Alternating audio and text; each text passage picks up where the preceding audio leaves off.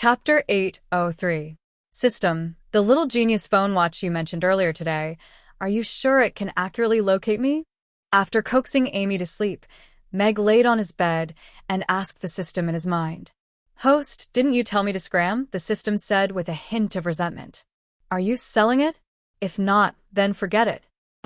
Of course. Of course I'm selling it. No matter where you are, I can find you with just a phone call. The little genius phone watch, compared to ordinary phone watches, has been optimized and upgraded by the system. It is waterproof, fire-resistant, and has strong resistance to pressure. It can deal with any irresistible factors and supports accurate positioning within a 30 kilometers radius. At the same time, this phone watch supports real-time communication. However, each phone watch can only correspond to one smart terminal, and this smart terminal has to be purchased separately. The system was like a professional salesman, speaking rapidly. How much is it? Meg raised an eyebrow. The incident at the church today made Meg feel a sense of crisis. Getting a GPS watch was obviously a good choice. Because the system needs to provide real-time location information as an additional service, the price of the little genius phone watch is 1 million copper coins. If the host wants to purchase another smart terminal, the cost will be 50,000 copper coins, for a total of 1.05 million copper coins. I'll take one set. I want the purple one for Amy. Meg said, without hesitation. Ding. 1.05 million copper coins have been deducted. Ding. The little genius phone watch is being customized. It can be delivered in 3 minutes. Ding. Wireless communication system is being constructed. Required time is 5 minutes. The system's cheerful voice sounded. 3 minutes passed quickly. According to Meg's request, 2 small boxes appeared on the table. Meg got up and walked to the table. There were 2 boxes, one big and one small. The small box was decorated with colorful patterns and small flowers, while the big box was pitch black. Meg picked up the small box. It was very light in his hands. He opened the box, and there was a purplish gold watch inside. It was exquisitely carved, and its surface shone like a gemstone. It was exquisite and dazzling. It didn't look like a watch, but more like a beautiful bracelet. Amy should like it, right? A smile appeared on Meg's face. $1 million watch was not expensive to him, and spending it on Amy didn't cause him any heartache. After closing the box, Meg opened the other box, and there was a black pager lying inside. System, are you trying to fool me with something like this for 50,000 yuan? Meg picked up a retro-looking machine from the box and couldn't help but roll his eyes. Host, this is the latest retro style. It's made of ceramic and has an excellent texture. Apart from the control function, it also supports a touchscreen mode. It has both positioning and communication functions. It's the best configuration for the little genius phone watch. Meg picked up the manual at the side and glanced at it a few times. Then he turned on the computer. The black and white screen was quite clear. After the network was successfully built, the 2 computers were successfully connected. After clicking on the positioning function, a small red did appear in the middle of the screen, and there were directions and distance notifications. Although he couldn't understand the aesthetics and trends of the system, Meg was quite satisfied with the performance of the machine. He kicked the black pager into the side pocket of his shirt. He was going to carry it with him everywhere in the future. The next day, Meg woke up early in the morning and helped Amy change her clothes. Then he tidied up everything. Only then did he take out the small purple box from his pocket. He smiled at Amy and said, Amy, Father has a gift for you. What is it? Amy looked at the beautiful purple box in Meg's hand, her little face full of anticipation. It's a watch that allows you to talk to Father from afar. Meg gently opened the box. Wow. What a beautiful watch. It's purple and sparkling. Amy looked at the sparkling watch in the box, and her eyes seemed to sparkle. Meg took out the watch and put it on Amy's hand. The purple and gold chain was very thin, and the size of the gemstone mirror was just right. It fit perfectly on Amy's delicate little hand. He smiled and said, Do you like it? Yes, yes. Amy loves it. Amy raised her little hand high and waved it left and right, looking at the light reflected by the gemstone. Her face was full of smiles, but she also looked at Meg curiously and said, "But, Father, did you say that this watch allows me to talk to you from afar?" Yes. If Amy encounters any danger, or if you miss Father, you can turn this small button, and Father will be able to talk to you through this watch. Meg pointed at the small buttons on the side of the watch to Amy. At the same time, he took out his pager. Like this? And then, Amy turned it curiously, and the pager in Meg's hand immediately rang. Meg pressed the answer button, and Amy's voice sounded from the terminal. "Wow, that's amazing." Amy's mouth opened slightly, and she looked at the terminal in Meg's hand in amazement. "All right, we have to get ready to go home." Meg hung up with a smile, patted Amy's hair, and then carried her out of the door. Along the way, Amy studied her new watch and asked Meg all kinds of questions. Meg enjoyed the little one's admiring gaze, and he naturally answered all of her questions, taking all of the credit for the system. The horse-drawn carriage from the second prince's residence sent Meg, Amy, and all of the kitchen utensils they had brought with them out of the city. When they arrived, Crassus and Novin just so happened to have alighted from a horse-drawn carriage. A huge white flying magic beast was lying on the ground, and there were many people carrying things onto it. Teacher Crassus. Principal. Amy waved her little hands at Crassus and Novin as she greeted them. Master Crassus, Principal. Meg walked over with Amy in his arms and also greeted them with a smile. Little Amy. Crassus greeted Amy with a smile and then looked at Meg and said, "I was worried that Josh would ask you to stay, but the scene 2 nights ago must have given him quite a fright, so I don't think he's in the mood to do something like that." Meg was naturally aware of what had happened 2 nights ago. That sword had almost severed Josh's head, and judging from his appearance yesterday, he was indeed given quite a fright. However, he still smiled and said, "I even rejected the king's invitation, so I'm sure he knows he can't keep me." Mr. Mac is really interesting. Crassus laughed. Novin also smiled at Meg and said, "Mr. Meg, I welcome you on behalf of Chaos City for rejecting the king's invitation and choosing to return to Chaos City." Chaos City is the most interesting place, isn't it? Meg shrugged, and the 3 of them laughed at the same time. Chapter 804.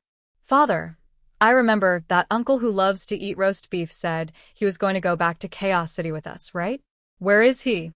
Amy looked around with a curious expression as they rode on the bird's broad back. Crabs. Meg raised an eyebrow upon hearing this. If Amy hadn't brought it up, he really would have forgotten that Duke Abraham had said that he was going to go to Chaos City with them.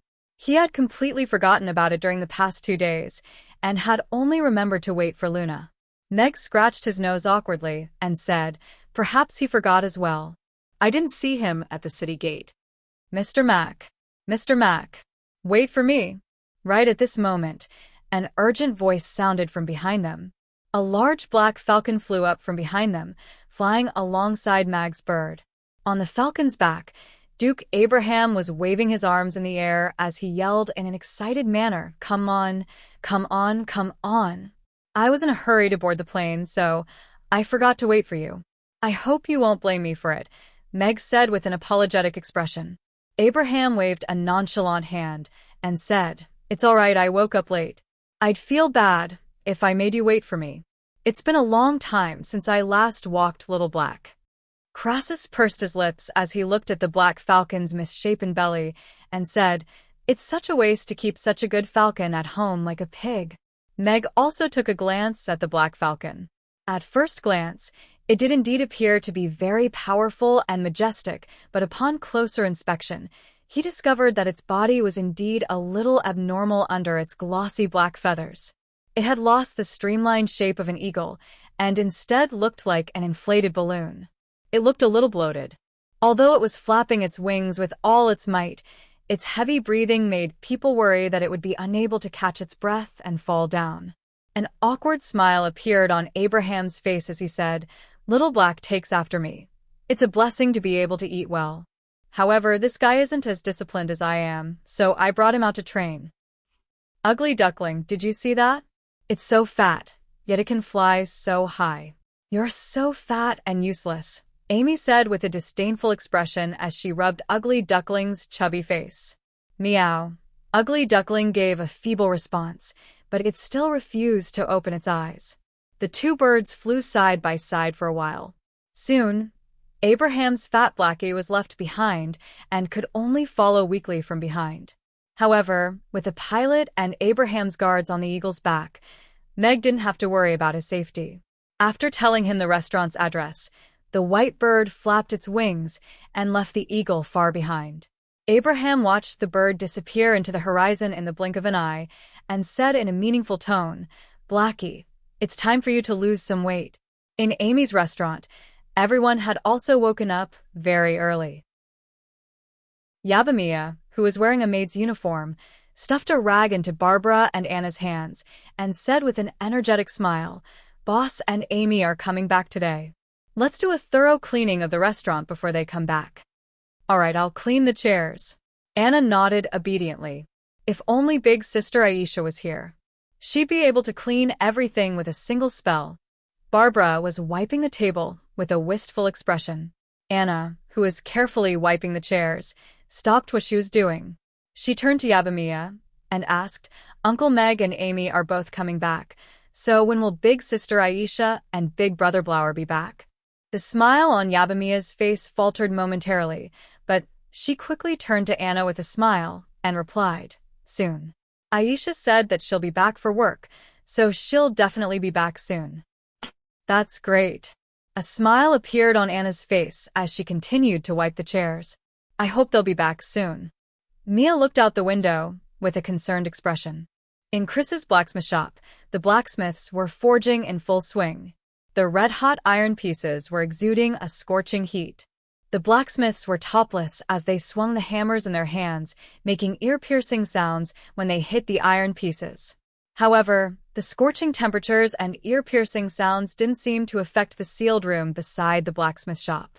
Cyril was sitting in a chair with his legs crossed, and a sexy blonde young woman was massaging his shoulders from behind. Her voluptuous breasts would occasionally brush against the back of his head with a contented smile on her face.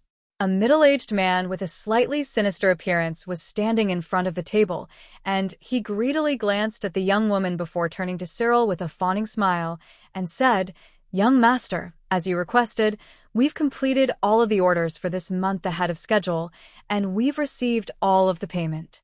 If we can receive a new batch of orders, we'll also receive a deposit, and the blacksmith shop's income for this month will definitely be higher than that of the suede textiles shop." "Very good." Cyril opened his eyes and grabbed the young woman's little hand to play with as he turned to the man and said, "Cree, if I win this time, then she's yours. However, as a safety precaution, use all of your connections to pull in a few more large orders for the blacksmith shop. It's best if you can get them to pay a larger deposit. The more prepared we are, the greater our chances of winning."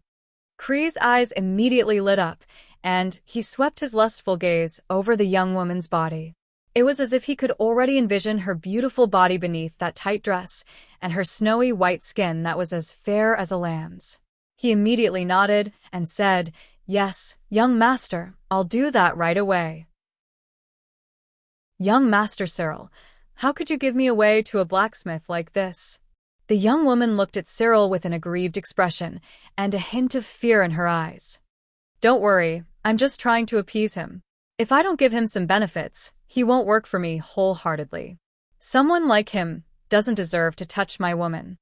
A disdainful smile appeared on Cyril's face. "Really?" A smile reappeared on the young woman's face as she placed her little hand on Cyril's chest again and began to gently run her fingertips over it. "That'll depend on your performance." Cyril pulled the young woman into his arms and began to roam his hands all over her body. "Father, I see Chaos City. Look, that must be the Aiden Square, right?" Amy pointed down with an excited expression on her face as she stood on the back of the giant white bird. A massive city had already appeared before everyone's eyes. "That's right, we're home." A smile also appeared on Meg's face as he cast his gaze toward the southwestern direction, where there was a steep mountain. His gaze paused momentarily before withdrawing. The giant white bird with the city lord's castle crest entered Chaos City without any impediment, and landed on the Aiden Square. Big Sister Mia, Big Sister Aisha, Big Sister Barbara, Big Sister Anna. We're back. Chapter 805. Mr. Mac. Little boss. I missed you guys so much. There was still no response from the restaurant, but Mabai had already rushed out of the blacksmith shop next door with a large hammer in his hand. Amy. Boss. The restaurant's door, which still had a temporarily closed sign hanging on it, was pushed open, and Yabamiya, who was wearing a maid's uniform, was the first to run out with a surprised smile on her face. Her breasts, which were a little out of proportion to her normal figure, rippled slightly as she ran, just like a maid waiting for her master to return home. Looks like Mia is still in her puberty stage. She probably won't be able to wear these clothes for much longer, Meg thought to himself as he looked at the slightly tight clothes for a while. Amy. Anna was the second to run out of the restaurant. She looked at Amy with a happy smile on her exquisite face. Barbara was the last to come out, and she also couldn't hide the surprise in her eyes. However, she appeared to be a little more reserved as she stood at the door and greeted Amy. Little Amy, Mr. Mac, you're finally back. This is great news. Cece walked out of the magic potion shop with a long-necked glass bottle in her hand and looked at Meg and Amy with surprise. The blue magic potion was swaying slightly in the bottle, and Lulu stood at the blacksmith shop in trance with a silly smile on her face. Big Sister Cece, Big Dumb Bear, Grandpa Mabai, Charcoal, Green Pea, are you all here to welcome me? I'm so happy. Amy waved her little hands at everyone, and the smile on her little face became even more vibrant. Hello, everyone. Meg also greeted everyone with a smile, and then turned around to look at everyone on the back of the giant bird. It just so happens that it's lunchtime now. If you're not in a hurry, perhaps you can all have lunch in the restaurant before going back. I was thinking the same thing. Crassus was the first to respond. Novin hesitated for a moment before standing up with a smile, and said, I'll have to trouble you then, Mr. Meg. Amy threw herself into Mia's arms and turned around to wave at Luna, saying, Teacher Luna, come quickly. Father's going to make us something delicious. Luna smiled embarrassedly and said, Then I'll be thick-skinned and freeload another meal. Meg asked the beast tamer in charge of riding the white bird to have lunch with him. Only then did he dismount from the horse and nimbly avoid Mabai, who wanted to give him a bear hug. His clothes, which looked like he had rolled around in charcoal, made him flinch a little. He smiled and said, Boss Mabai, have you had lunch? If you haven't eaten, clean up and come over to eat with us. Can we go together? We'll pay for it, Cece came up and said with a smile. Of course, this meal is on me. Meg nodded with a smile. I'll go get Master Julian. Amy got down from Mia's arms and ran toward the magic potion shop. You shouldn't have called that old bastard, Crassus murmured with a disdainful expression. Meg picked up Anna and patted her head with a smile as he turned to Mia and Barbara and asked, Did anything happen at the restaurant during these past few days? Mia nodded with a smile on her face and replied, Yes. Aside from many customers coming to the restaurant every day to ask when you're coming back, everything is normal. Meg could imagine the customers leaning against the floor-to-ceiling windows and looking into the restaurant with resentment, and he couldn't help but feel a little amused. However, he looked past Barbara into the restaurant, and a peculiar expression appeared on his face as he asked, Where's Aisha? Didn't she come to the restaurant today? And Blower, is he also not back yet? The smile on Mia's face faded, and a concerned look appeared on her face as she said, Aisha said she had to go out a few days ago, and hasn't returned yet. However, she said she would come back to work. Blower still hasn't returned. Neither of them have returned. A contemplative look appeared on Meg's face. When Blower had entrusted Anna to him, he felt as if he were entrusting Anna to him. Immediately thereafter, Sally had also disappeared. His brows furrowed as he thought to himself, but both of them are quite powerful in the elven race, so they should be fine, right? At the sight of the concerned expressions on Mia and Anna's faces, Meg offered a consoling smile. Don't worry, they're both very powerful, so they should be back soon. Irina had already returned to the Wind Forest. With her around, There was no need to worry about Sally and Blower in the wind forest.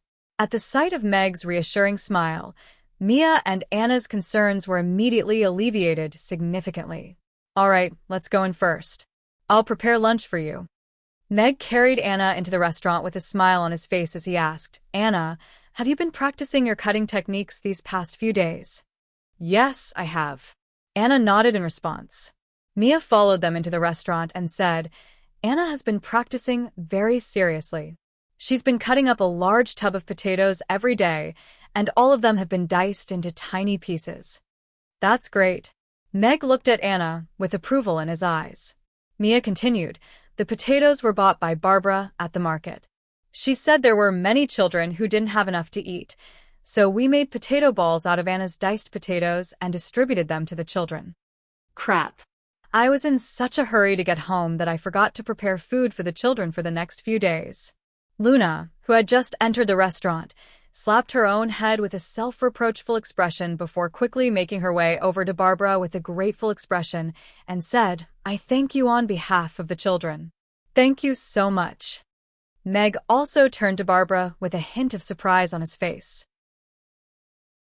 He smiled and said, You've all done very well, especially the kind Barbara. Barbara's face immediately blushed, and she hurriedly averted her gaze from Luna and Meg. She looked up at the chandelier and coughed dryly as she said, I just didn't want to waste the potatoes. Meg turned to Luna with a smile and said, The foundation's funds should be ready soon. When the time comes, all of the children will be able to eat. The children should thank you, Teacher Luna. Novin walked in with a smile and said, The City Lord's castle and the Grey Temple will be monitoring every single expenditure of the Foundation to ensure that all of the money is spent on the children. Chaos School will also use the funds to expand the school and increase the number of teachers so that those children can enter the school as soon as possible. This is a good thing. Shouldn't we have a drink for such a good thing? Crassus walked in with a smile. He looked at Meg and said, Mr. Mac, can you give us 2 glasses of beer to quench our thirst? All right, take a seat. I'll go and cook for everyone. Meg put Anna down and went upstairs to change before entering the kitchen. Chapter 806. It was their first meal back in Chaos City. Even though Crassus and Julian were at loggerheads with each other, the atmosphere was still very heartwarming. Meg looked at the men toasting each other and the women eating with smiles on their faces. He put a piece of fish into Amy's bowl with a satisfied smile on his face. He had never thought that he would have friends who cared and looked forward to his return, and not just one.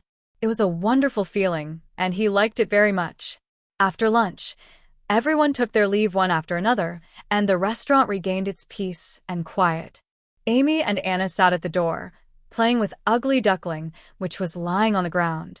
The 2 little fellows' laughter was even clearer and sweeter than the doorbell hanging on the door. Meg stood up and reached out to clear the wine glasses. Yabamia quickly took away the glass in front of Meg and smilingly said, Boss, leave it to me and Barbara. You just came back and cooked for everyone. I already know how to use the dishwasher. Barbara stacked the plates and bowls on the table together and carried them to the kitchen. She's a fast learner. Yabamia covered her mouth with one hand and softly said with a smile, She's just a little shy. Meg looked at Mia's cheerful smile and withdrew his hand. He nodded with a smile and said, Thank you for your hard work. This is what we should do. Yabamia hooked a wine glass onto the tray with her finger and turned to walk to the kitchen. Meg retracted his gaze and walked to the door of the restaurant. Mr. Mac, you're finally back. Meg had just walked out of the restaurant when 2 excited voices sounded at the same time. 2 fat men who weighed more than 250 kilograms ran over in an imposing manner. Yes, I just came back. Mag looked at Harrison and George, who were rolling toward him like 2 balls, and reflexively took a couple of steps to the side in case the 2 of them lost control and knocked him down. I haven't seen you for a few days, and I missed you so much. I thought you didn't want me anymore. Harrison ran an arc and stopped right in front of Meg. He grabbed Meg's hand and said with a resentful expression. His 2 short eyebrows twitched, and his round face successfully changed into a resentful expression. Meg immediately withdrew his hand and jumped back at the same time. He had goosebumps all over his body and almost couldn't help but kick him. Mag was able to hold himself back, but George, who was standing diagonally behind Harrison, couldn't hold himself back any longer. He kicked Harrison's fat backside to send him flying to the side, and then stood in front of Mag with a smile on his face as he nervously asked, "Boss Mag, is the restaurant open today?" Harrison, who was kicked to the side, wasn't angry at all. He patted the dust off his buttocks and came over again. He also asked with concern, "Yes, Boss Mag." "I've been starving for a few days waiting for this meal of yours. Look, I'm so hungry that my chest is almost sticking to my back." Meg looked at Harrison's fat waistline. There was clearly a half-meter thick pork belly between his chest and back. He shook his head with a smile and said, "Sorry, I just came back today, and I'm a little tired from the journey. Also, I haven't prepared the ingredients yet, so I'm not going to open for business today. We'll officially open for business tomorrow." "Tomorrow?" George's face was immediately filled with disappointment. His sunken eyes dimmed a little, and even his shoulders seemed to have sunk a little. Harrison took a look at George and anxiously took a step forward. He grabbed Meg's hand again and said, "Mr. Mack, I can eat tomorrow, but can you make a plate of Yangzhou fried rice for Miranda? You haven't been here for a few days, and she barely ate anything. The midwife said that she might give birth in a few days. This will be her 4th child, and it's very dangerous for her to be in this state." Meg, who was about to withdraw his hand, looked at George with surprise. He hadn't seen him for a few days, and he did look a little older. The dark circles under his eyes were a little heavy, and his face was a little swollen. When he looked up at Meg, his eyes were full of hope and sincerity. This was the father of 3 children and the husband of a pregnant woman who was over 9 months pregnant. His silent gaze made Harrison's heart ache. "I'm sorry, I didn't know this would happen. I'll make a plate of Yangzhou fried rice and a bowl of chicken soup for Madam. I hope she and her children will be safe." Meg looked at George with an apologetic expression. An elated look appeared on George's face, and he extended a deep bow toward Meg as he said, "How could I blame you for this? I should be the one thanking you. Mr. Mack, I knew you were the best." Harrison let go of Meg's hand and patted George's shoulder with a smile on his face. "You're a good friend as well." Meg smiled as he quickly strode into the restaurant. At the same time, he said, "Let's go in and have a seat. Uncle Blue Fatty, is Auntie Miranda going to give birth to a little baby? Is it really going to be a little girl?" Amy, who was squatting down and teasing Ugly Duckling, stood up and looked at George with anticipation in her eyes. Anna also looked up at George with curiosity in her eyes, clearly also very interested in a little girl. After receiving Meg's promise, George was clearly a lot more relieved. He nodded at Amy with a smile and said, "That's right. She's going to give birth soon. It's definitely going to be an adorable little princess like Little Boss." Amy clapped her little hands together and said, "That's great. I'm definitely going to visit her when the time comes. I love little girls the most." Meg entered the kitchen and brought out the pressure cooker that he had bought a few days ago for research purposes. He made a pot of fragrant chicken soup. Miranda hadn't eaten anything in the past few days, so Meg didn't make the braised chicken. Instead, he added some goji berries and red dates to make a pot of nourishing chicken soup. After that, Meg made a plate of Yangzhou fried rice. This was what George always ordered, and it was Miranda's favorite dish. Furthermore, the Yangzhou fried rice had been infused with the spring of life, which was very gentle and had very good restorative properties. It was undoubtedly the most suitable food for Miranda right now. "This is chicken soup. You can make her drink more of it." Meg placed the chicken soup in a large clay pot and carried it out. "All right." George hurriedly hugged the clay pot with both hands carefully, as if he were holding some kind of treasure. "Leave this to me. I'll make sure it's delivered to sister-in-law safely." Harrison took the box of Yangzhou fried rice from Meg's hands and also held it with both hands with an extremely solemn expression on his face. Meg reminded, "Heat up the chicken soup at night, and you can continue to drink it. You can come and get the Yangzhou fried rice at around 5 p.m. You have to eat well for the next few days.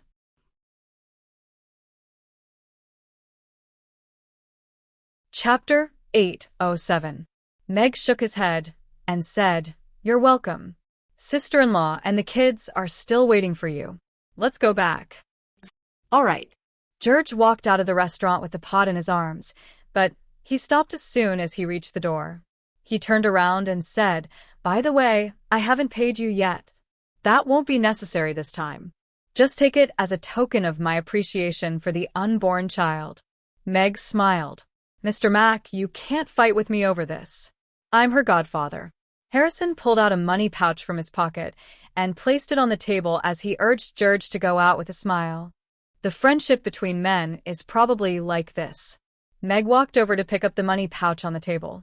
He didn't need to open it to know that he had given too much. However, he wasn't going to take too much money. He would just deduct it slowly. Boss is such a good person. Yabamiya stood at the kitchen door and looked at Meg with admiration in her eyes. Babla, who was operating the dishwasher in the kitchen, also turned to look at Meg through the glass window. She was very perplexed as she thought to herself, he really does seem like a good person. The books say that most men aren't good people. Could he be different? Even though he had to cook 2 extra dishes, Meg was in a good mood, and he wrote a new notice to replace the one from a few days ago. Back. Business will commence tomorrow. Meanwhile, Sally and Babla had also finished their cleaning work. Even though Sally's absence made cleaning a lot more troublesome, Mia's actions proved that she could still wipe the tables and chairs clean without the slightest grease, even without the use of magic. "Father, can I go to the square with Miss Anna?" Amy asked as she held Ugly Duckling in one hand and Anna in the other. "Boss, I'll go with Amy and Anna. You can rest for a while." Yabamiya walked over and placed her hand gently on Amy's shoulder. She looked at Barbara with a smile and said, "Barbara, do you want to come with us?" Yes. Barbara glanced at Meg, took off her apron, and nodded without hesitation. She didn't want to be alone in the restaurant with Meg. It would be super awkward. "Go ahead then." Meg nodded with a smile. The Aiden Square was relatively safe, and with Mia and Barbara, a 7th-tier spatial magic caster, there shouldn't be any problems. He also wanted to see what changes the system had made to the restaurant after upgrading it to level 3. After everyone left, Meg looked at the shiny activation button in his mind and chose to activate it without hesitation. Ding.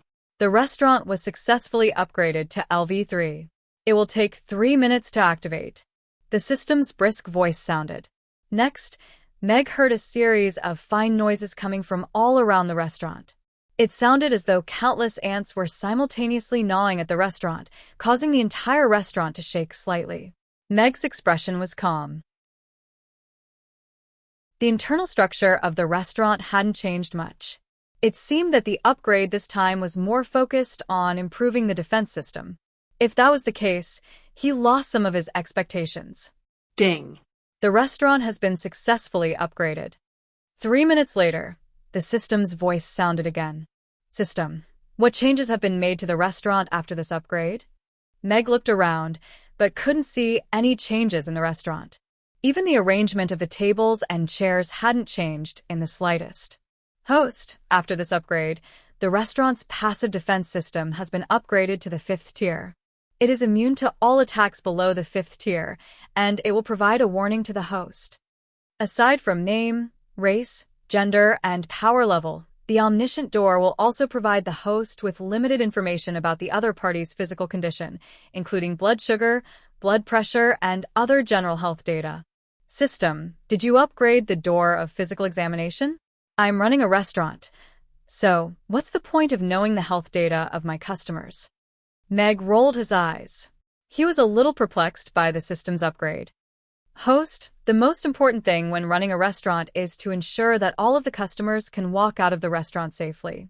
If any accidents happen to the customers after eating the restaurant's food, it would be a fatal blow to the restaurant. Knowing the customer's physical condition is the best way to prevent such accidents from happening," the system explained in a serious voice. "I'm just a chef, yet I still have to worry about a doctor." Meg curled his lips. However, food safety was indeed very important to a restaurant. It was better to be safe than sorry. Thus, he accepted the system's explanation. However, system, this upgrade can't be so unoriginal, right? No matter what, this is still level 3. Meg said with a face of disappointment. At present, he didn't see any changes in the restaurant. Wrong. The truly amazing thing is naturally at the end. The most important thing in this upgrade is that the system has added the latest research to Amy's. Furthermore, it has already completed the experiment of the molecular isolation system. The system's voice carried a hint of pride. Molecular isolation system? Meg asked with a face of doubt. Yes. It's the molecular isolation system. The system uses the atomic wall to isolate the odor molecules according to the principle of the diffusion of odors in the form of molecules. Put on the glasses at the side and take a look. It's so high-tech. Meg looked at the pair of VR-like glasses that appeared on the table beside him. He picked it up and put it on his head. The holographic view brought a good technological experience, and the entire restaurant was in his eyes. Molecular isolation system activated. The system said softly. A series of glass-like things appeared in the restaurant, separating all the seats into independent spaces. Only the aisles were unobstructed. This is the atomic wall. Meg looked at the light walls with a look of disbelief. He hesitated for a moment before reaching out to touch the wall in front of him. His hand passed through the wall with ease, and he didn't feel any impediment at all. Meanwhile, the atomic wall seemed to have been glued to Meg's hand, and there was no gap at all between it and his hand. The atomic wall will not affect normal traffic. Unless it's someone who has a deep understanding of atoms, they won't even be able to sense the existence of the atomic wall. In addition to blocking odors, the air in the independent space can also be purified after the guests leave. This ensures that every guest will have the most comfortable dining experience and enjoy the delicious smell of exclusive food. How is it, host? Do you think it's amazing? The system's voice was full of praise me.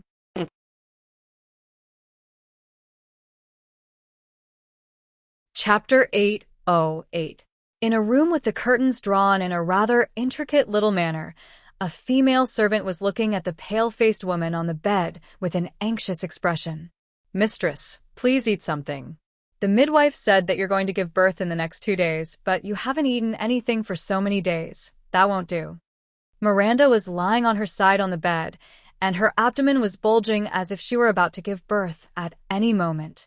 However, her swollen face was extremely pale, and she opened her eyes in a feeble manner to look at the bowl of porridge in the servant's hands. Her throat moved, and her stomach began to churn. She retched a couple of times before closing her eyes again, and shaking her head as she said, "I can't eat. Take it away." She knew that she had to eat something for the sake of her child, but she really couldn't do it. No matter what it was, she would begin to vomit as soon as she put it into her mouth, and there would be nothing left in her stomach aside from stomach acid. She still couldn't even drink a spoonful of porridge. Even when she had given birth to Angus, this hadn't happened. She recalled what the midwife had said to her after she had given birth to Angus, and that she couldn't have any more children in this lifetime. Otherwise, she would die, and a wry smile appeared on her face. She didn't tell George that she only wanted to give birth to a daughter for him, even if it meant risking her life. But the servant still wanted to say something. Right at this moment, Miranda's stomach suddenly moved, and a pained expression immediately appeared on her face. Her body curled up like a prawn, but she gripped the edge of the bed tightly to prevent herself from moving too much. Her pale face was instantly drenched in cold sweat, and she cried out in agony. "Mistress." The servant hurriedly put down the bowl of porridge in her hands before rushing over in a flustered manner, but she was completely at a loss for what to do at the sight of Miranda's curled-up body. She screamed, "Someone! Mistress is about to give birth." Not long after that, the door of the room was pushed open from the outside, and 2 elderly women in headscarves quickly strode into the room. One of them quickly made her way over to the bed before grabbing onto Miranda's hand with one hand and gently stroking her stomach with the other. Miranda's belly gradually stopped moving, and the pain on her face also lessened a lot. However, after this round of torment, her face became even paler. She lay weakly on the bed, and even her breathing became a little weak.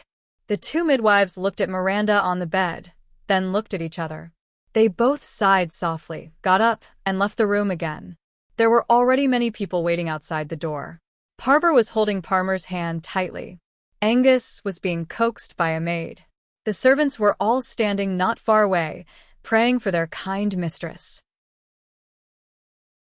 George's father, old Williams, had a grave expression on his face. Some of the important members of the Williams family were also present. Seeing the midwife come out, they hurriedly asked with concern, "Has the child been born?" "Master, she hasn't given birth yet. She's having contractions. However, this also means that the child is about to be born. It's just that." The midwife hesitated. "But what?" Old Williams asked. The midwife hesitated momentarily before saying, "Madam's belly is much larger than normal, so this child is most likely going to be bigger than normal. However, Madam's body is currently extremely weak, and this is her fourth delivery. It's most likely going to be very difficult for her to give birth to the child." Everyone's expressions changed upon hearing this. Everyone knew that Miranda's condition during this delivery wasn't very good. The last time she gave birth to Angus, she almost had a brush with death. However, who would have thought that the situation this time would be even worse? "What do you mean by that?" Old William's expression also changed, and his voice involuntarily rose a few octaves. The other midwife wore a grave expression as she said, "Master, I can only tell you about the current situation. In Madam's current condition, there's no way that she can give birth to the child. However, the child is about to be born, so you have to make a choice before the next contraction. Do you want to save her or the child?" Everyone in the courtyard looked at old Williams. No matter who it was, such a choice would be a cruel thing to do. Their expressions were somewhat unbearable. "Mother." Parmer's eyes immediately reddened. "Big brother, is Mother going to give birth to a little sister for us?" Parber looked up at Parmer with anticipation on his little face. Parmer looked down at Parber, and his Adam's apple bobbed, but he still nodded firmly and replied, "Yes, Mother is going to give birth to a little sister for us. That's great. I like little sisters." An elated smile appeared on Parber's face, but the smile on his face gradually disappeared. He looked at Parmer with a perplexed expression and asked, "But, big brother, why are you crying?" Old Williams stumbled slightly and only managed to steady himself by holding onto the tree beside him. He looked in the direction of the room with a pained and conflicted expression on his face. He looked around and yelled, "Where's George? Where did he go?" Young master said that he went out for a while, but he didn't say where he was going." The butler replied. The midwife was a little anxious as she said, "Master, we have to make a decision now. If we delay any longer, Madam will most likely. If I make a decision, George is going to hate me for the rest of his life." Old Williams slammed a fist into the tree beside him and heaved a heavy sigh. There were already some young female servants in the courtyard who were sobbing softly. Miranda was such a kind person, and she treated them as if they were her own family. Grief spread throughout the courtyard, and even Angus seemed to have been affected by it, and he began to cry loudly. Old Williams hung his head in dejection, but he still couldn't make up his mind. No one in the courtyard dared to say anything, and they could only sigh in silence. The two midwives were stomping their feet anxiously. They had been midwives for decades and had seen situations like this before, but what could they do? In this situation, they could only save one child, and as the family, they had to make a decision. If they delayed any longer, they could lose both children in the end. Save the child. Father, please save the child. I can feel that this is a daughter. George has always wanted a daughter. Just as everyone in the courtyard fell silent, Miranda's feeble yet determined voice sounded from the room, and there was a hint of relief in her voice. All of the women in the courtyard burst into tears, and even the men couldn't help but turn away to wipe their tears. "Mother! Don't leave us, Mother! Mother!" Parmer let go of Parber's hand and ran toward the room. He collapsed in front of the door and yelled at the top of his lungs. "Sigh." Old Williams heaved a heavy sigh, and his tightly clenched fists broke through the rough bark of the tree. He looked up at the midwives and squeezed out a few words from his throat with great difficulty. Save the child. Even if you want to save the child, you can only save the adults. A thunderous voice sounded from outside the door, and George rushed in with sweat all over his body. He was holding a large clay jar tightly in his hand, and he said, "Parmer, open the door." "Father." An elated look appeared on Parmer's face as he stood up and pushed open the door with all his might.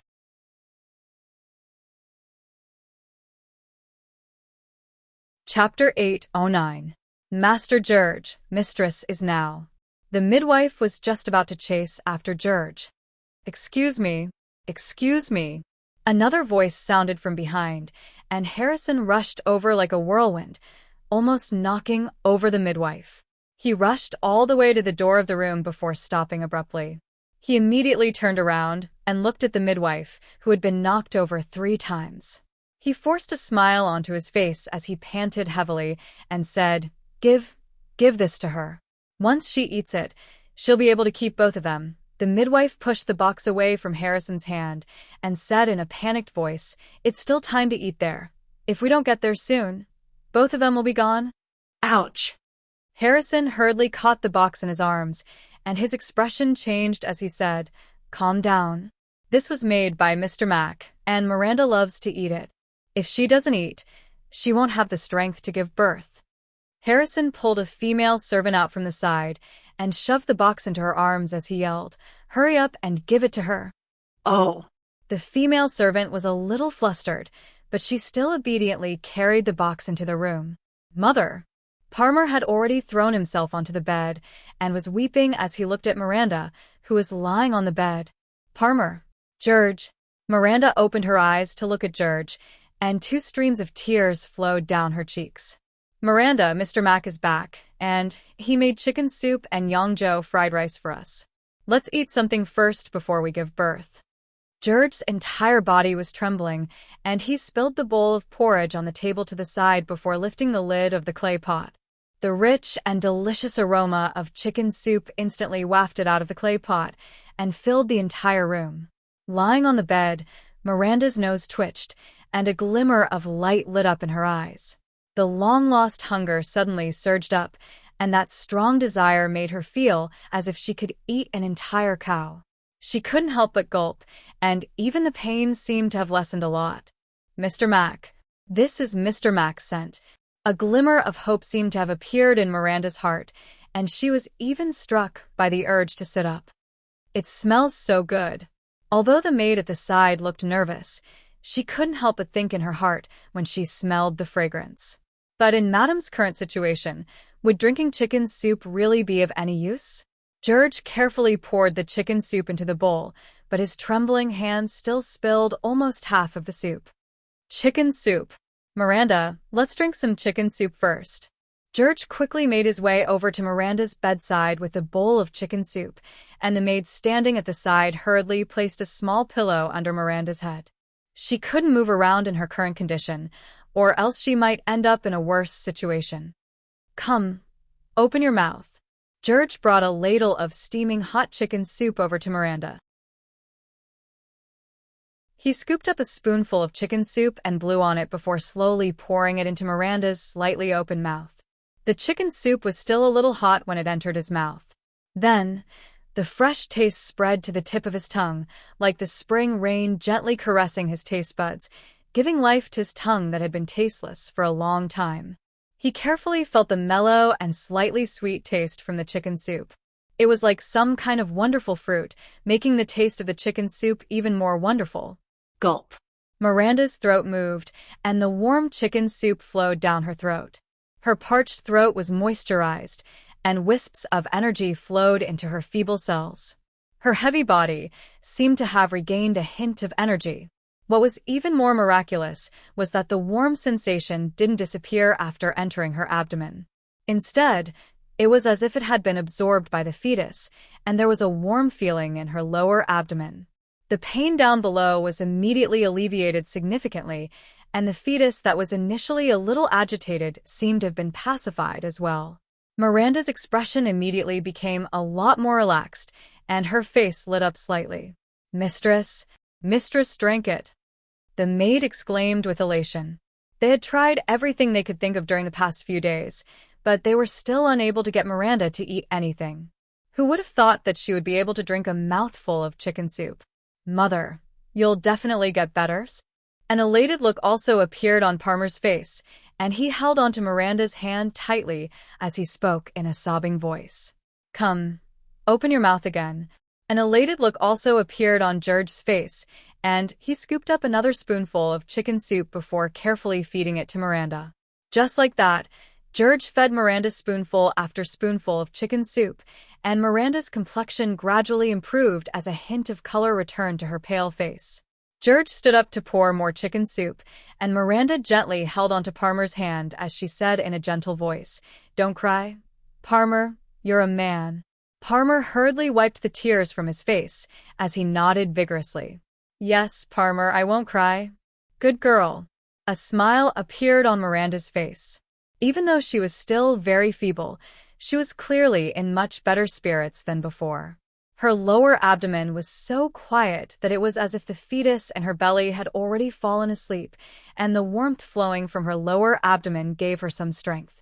Miranda turned to George and said, "Help me up, I want to sit up and drink." "All right." George looked into Miranda's eyes before handing the bowl over to the female servant. He carefully helped Miranda into a sitting position before tucking a soft blanket behind her back.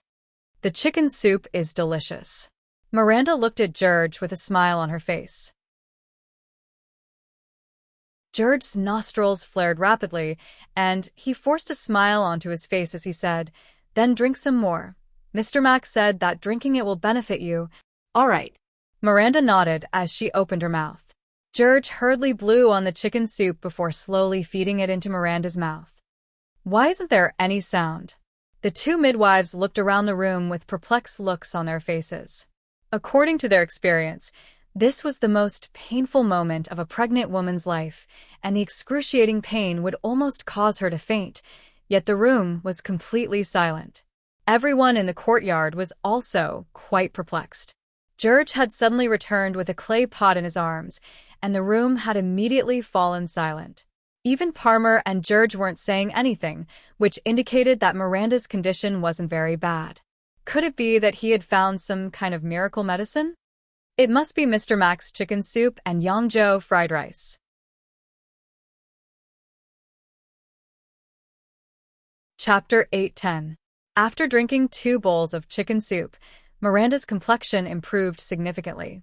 A smile appeared on her face, which was slightly flushed from the heat, and her eyes, which had been filled with despair, were filled with vigor again. Miranda could feel a very comfortable warmth in her lower abdomen, and her feeble body had regained some strength. Her entire body had been nourished by the chicken soup, and she was reinvigorated. George accepted a bowl of fried rice from one of the maids and turned to Miranda as he said, "This is your favorite Yangzhou fried rice. Have some fried rice before you drink the chicken soup." The two maids stood off to the side with expectant looks on their faces. After drinking the extremely delicious chicken soup, Miranda's complexion had clearly improved significantly. If she could eat some more rice, perhaps she really would have the strength to give birth to her child. The lid of the insulated container was lifted, and the aroma of Yangzhou fried rice wafted out, along with the refreshing aroma of eggs. Miranda's eyes immediately lit up. This was the familiar aroma that had captivated her, as well as the delicious food that had sustained her for so long. Her various reactions during the past few days had made her realize one thing. If it weren't for the fact that she had been eating Mr. Mack's Yangzhou fried rice and other delicacies for the past few months, she most likely wouldn't have been able to hold on for so long. It was Mr. Mack's delicacies that had sustained her and her child until now. Here, George scooped a spoonful of fried rice and fed it to Miranda. The golden eggs that were perfectly wrapped around the rice were exuding an alluring aroma, and the rice grain-sized ingredients complemented each other in vibrant colors.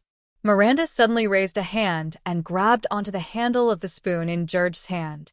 She looked into his eyes and said, "I'll do it myself."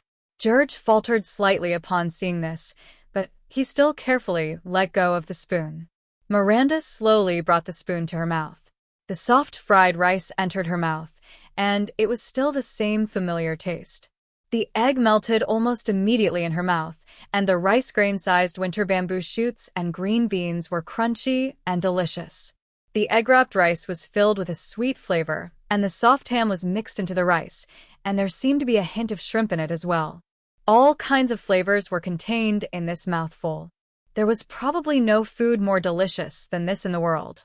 Miranda's eyes were closed, and a blissful smile appeared on her face. During her pregnancy, the happiest moment was undoubtedly enjoying Mr. Mac's delicacies, which allowed her to forget all of her discomfort. After swallowing this mouthful, Miranda felt a warm sensation all over her body. Furthermore, there seemed to be some kind of mysterious energy that was spreading toward her limbs and bones, turning into a power that she could feel. It was constantly filling her body and unblocking her meridians that had become heavy over the past few days. She couldn't stop eating one spoonful of delicious fried rice after another, and the feeling of being constantly filled with energy made Miranda a little excited. If her physical condition could return to normal, she would have the confidence to give birth to the child again. She still had 3 children and a child that was about to be born. How could she bear to leave them just like that? A smile finally appeared on George's face as he looked at Miranda, who was eating the fried rice one mouthful after another. He had almost fainted the moment he entered the room, but who would have thought that Miranda would recover so much of her strength after eating the chicken soup and Yangzhou fried rice? Even the doctors couldn't do anything about it. "Mr. Mac, how can I thank you?" George thought to himself as he poured another bowl of chicken soup and looked at Miranda with a gentle expression. Palmer glanced at the large clay pot on the table, then at the lunch box in Miranda's hands, and a contemplative look appeared on his face. The female servant who had brought the lunch box into the room earlier wore an elated expression as she quickly strode out of the room. "How is Miranda doing?" Old William strode forward as he leaned against an old tree and asked the female servant. Everyone in the courtyard was also looking at her with nervous expressions. The silence in the room made all of them extremely anxious, and they had no idea what was going on. Even the 2 midwives were quite curious. They had never encountered a situation like this before, and under normal circumstances, Miranda should have already fainted from the pain. The female servant was a little flustered at the sight of so many people staring at her, but she still hurriedly explained, "Mistress drank the chicken soup that Master George brought back, and she's eating her fried rice right now. She seems to be in much better spirits, and the child in her womb isn't throwing a tantrum either." How? How is that possible? The midwife had an incredulous look on her face. She had just seen Miranda's condition with her own eyes. She was already barely breathing when she was lying there, let alone sitting up and eating. How could she be alive after drinking 2 bowls of chicken soup? Could it be that she had drunk some kind of miracle medicine? That's great. Elation appeared on the faces of Old Williams and everyone else in the courtyard. This was undoubtedly the best news. However, everyone was also quite curious about what kind of chicken soup Miranda had drunk. How could it have such miraculous effects? Even though the midwives had already determined that Miranda could only choose between herself and the child, she had regained her strength. "Don't you know who made the chicken soup and fried rice? It would be strange if they didn't have any effect after eating them." Harrison had been resting on the ground for a long while, and there was a hint of pride on his face. Everyone turned to Harrison. George was currently in the room with Miranda, and Harrison had just returned with George, and he was still holding that lunchbox, so he definitely knew what Miranda had drunk. The midwives who had just urged Old Williams to make a decision were a little embarrassed, and she turned to Harrison with a slightly agitated expression as she asked, "What did you give, mistress? Was it some kind of magic potion?" Magic potions can allow mistress's body to recover for a short period of time, but they will have extremely negative effects on the fetus. In severe cases, the fetus could even become a retard. In the midwife's understanding, the only thing that could allow Miranda to recover her strength in such a short period of time was a magic potion concocted by a magic caster. This type of potion was prohibited for pregnant women, and it would cause irreversible effects on both the pregnant woman and the child in her womb. If George had given Miranda some kind of magic potion to recover her strength for a short period of time, then the worst-case scenario would be that both of them would die. Everyone in the courtyard also turned to look at Miranda, with concern in their eyes. It was already common knowledge on the Nora continent that magic potions were harmful to pregnant women. How could it be magic potion? We're not idiots. Harrison immediately sprang up from the ground and calmed himself down before smiling as he said, "This is the chicken soup and Yangzhou fried rice made by Mr. Mac from Amy's. He just returned from the royal banquet held in Rodu to celebrate the king's birthday. Do you think he would put magic potion in the chicken soup?" First update. At the same time, I have a piece of good news for everyone. The comic rights of Daddy's Restaurant have been licensed, and they're the comic company of the Dolua continent, Feng Xian Animation. They're most likely going to release a standalone book. Even though it hasn't been confirmed yet, one thing is for sure, you'll be able to see a comic version of Amy in the future.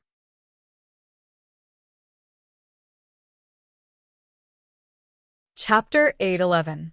The courtyard fell silent for a long while.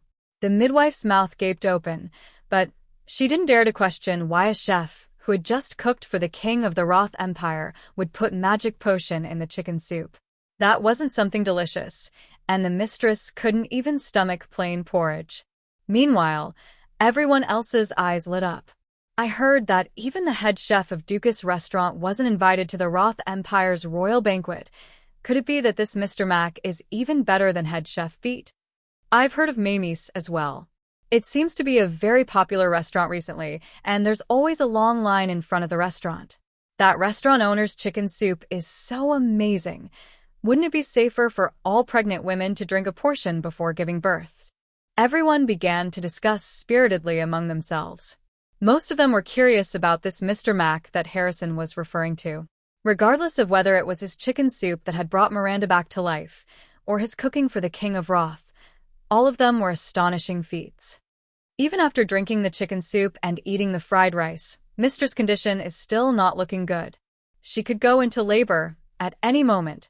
The other midwife still wore a grave expression as she turned to the female servants beside her and said, "Don't just stand here and watch. Go and boil some water." The courtyard gradually fell silent. Everyone's expressions had eased a little, but they were still rather nervous. Even though Miranda's condition was a lot better now, giving birth was still a very close call. She should be fine, right? Harrison was also beginning to feel a little uneasy. Even though he had faith in Mag's cooking skills, he had heard from George about Miranda's physical condition. Back when she was giving birth to Angus, she had almost perished. In the room, Miranda had finished an entire bowl of fried rice and put down the lunchbox that she'd licked clean, but she still hadn't had enough.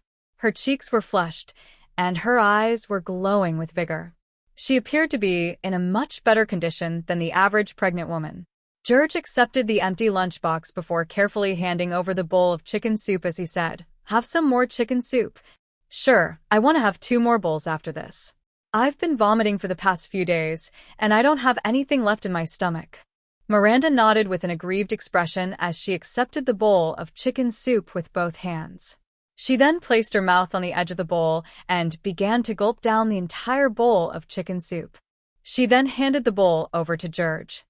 "All right, I'll get you another bowl." George nodded with a smile before pouring another bowl of chicken soup for himself. The pot of chicken soup that Boss Mag gave him was very big. After pouring out the bowls one after another, the pot was only half full. They would definitely be able to have another meal tonight. After drinking 2 more bowls of chicken soup, Miranda rubbed her stomach in satisfaction. She hadn't tasted the delicious taste of food for many days. Now her whole body was warm and full of energy. It was so comfortable that she wanted to sleep. George put down the bowl and sat on the edge of the bed, looking at Miranda with a gentle gaze. "Thank you, George." Tears welled up in Miranda's eyes as she looked at George. "Silly girl, I should be the one thanking you," George whispered into Miranda's ear as he gently hugged her. A blissful smile appeared on Miranda's face. However, Her expression suddenly changed as she placed a hand on her stomach and yelled in pain. "Ah, the baby. The baby is coming. Quick. Get the midwives in here." George was also quite panicked as he hurriedly grabbed onto Miranda's hand and said, "I'm here, Miranda. Don't worry. You two go out first. The baby is going to be born soon. Get them to bring hot water here. Hurry." The two midwives who were already waiting outside rushed in before helping Miranda lie down again. They then pushed George and Parmer toward the door in a slightly rough manner. Ah, I can do it." Miranda forced her eyes open as she looked at George, who was unable to move, and spoke in a determined voice. George picked up Parmer before turning to the midwives with a resolute expression and said, "No matter what happens, I'll protect Mistress. I have to protect her. All right, you two go out now." The midwives nodded before pushing George out of the door. Miranda turned to the midwives with a pained expression and said in a soft voice, "Granny, if I have to choose, I have to choose the baby. Don't say anything, Mistress. The baby is coming out soon. Get ready to push. Where's the water? Get them to bring the water here." Miranda's screams and the encouraging voice of the midwives rang out from within the room. The female servants hurried in and out of the room with basins of water, and the entire courtyard was completely silent. Everyone was looking toward the room with tense expressions, awaiting the outcome. Miranda's screams were quite unsettling to hear. It was difficult to imagine what kind of pain a gentle woman like her had to endure to scream like that. George clenched his fists tightly, and a few veins had popped up on his forehead as his breathing accelerated. Parmer's hands were clasped together, and his eyes were tightly shut as he murmured something to himself, as if he were praying. All of the servants looked down with saddened expressions. They couldn't bear to hear that she was going through such pain, and that she might not even be able to survive. Miranda's screams had been going on for a long while, and right at this moment, her screams came to an abrupt halt. Everyone in the courtyard turned toward the room in unison, and all of them were stunned to see what was going on. "Wah!" A crisp cry suddenly rang out, and a female servant rushed out of the room with elation on her face as she yelled, "It's born! It's born! It's a boy! Both mother and son are safe." "That's great." A burst of cheers immediately rang out in the courtyard, and smiles appeared on everyone's faces. An elated look also appeared on George's face, and he felt as if all of the energy had been sucked out of his body, and he almost fell over. Thankfully, someone beside him quickly caught him. "As long as both mother and son are safe, that's all that matters." Harrison also heaved a sigh of relief. He then turned to George with a peculiar expression and murmured, as expected, "It's another son. I like sons too." George just so happened to overhear Harrison's words, and he turned to glare at him. Harrison shrugged with a nonchalant expression and said, "Yeah, I like it too. I have another godson now." Wah. George paused for a moment and was just about to enter the room when the sound of another infant's cries rang out. The loud cries of two infants sounded from within the room. Everyone faltered upon hearing this. Mistress gave birth to another one. "It's a daughter. Twins." Another female servant rushed out with elation on her face. George walked into the room and quickly made his way over to the bedside as soon as he did. He bent down and gently hugged Miranda, and his tears flowed uncontrollably onto her face.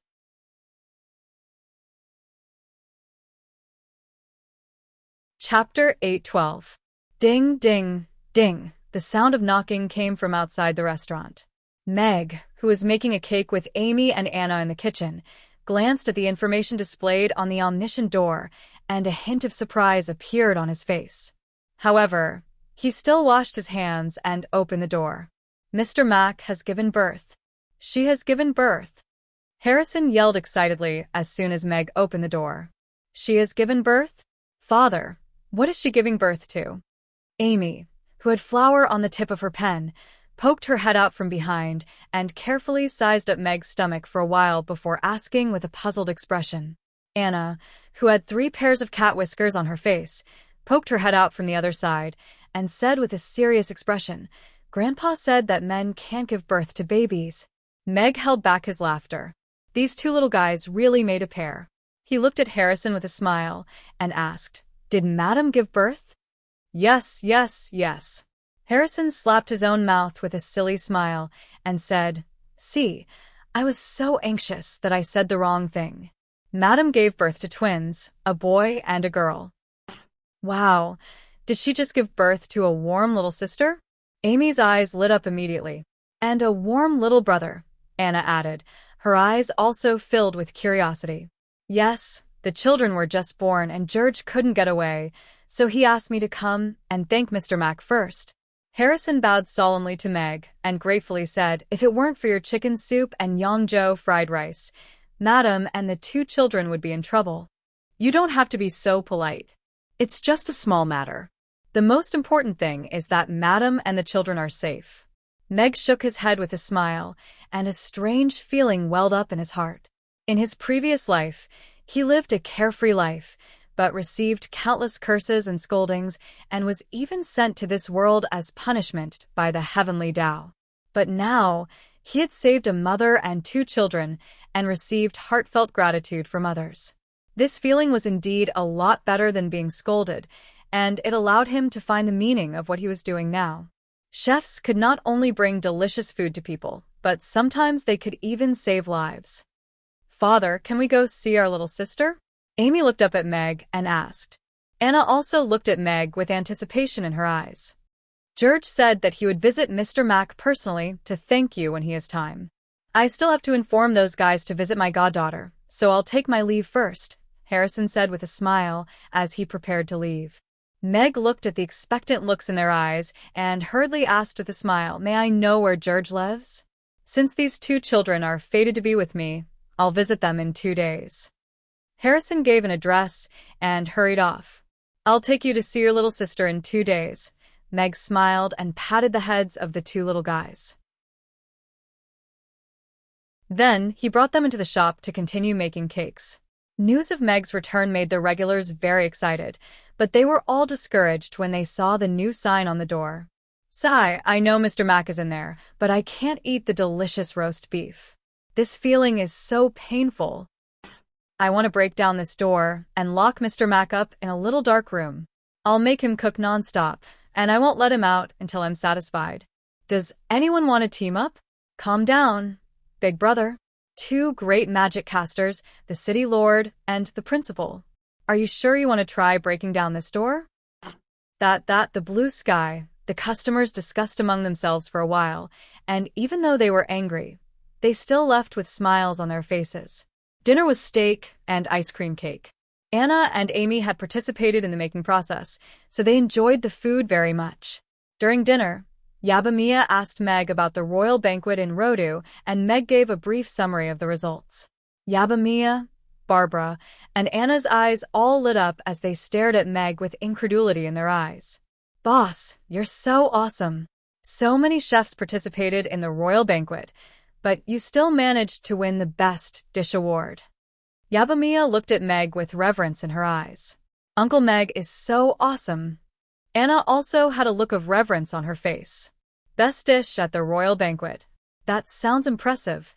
Barbara looked up. That's right. Father is so awesome.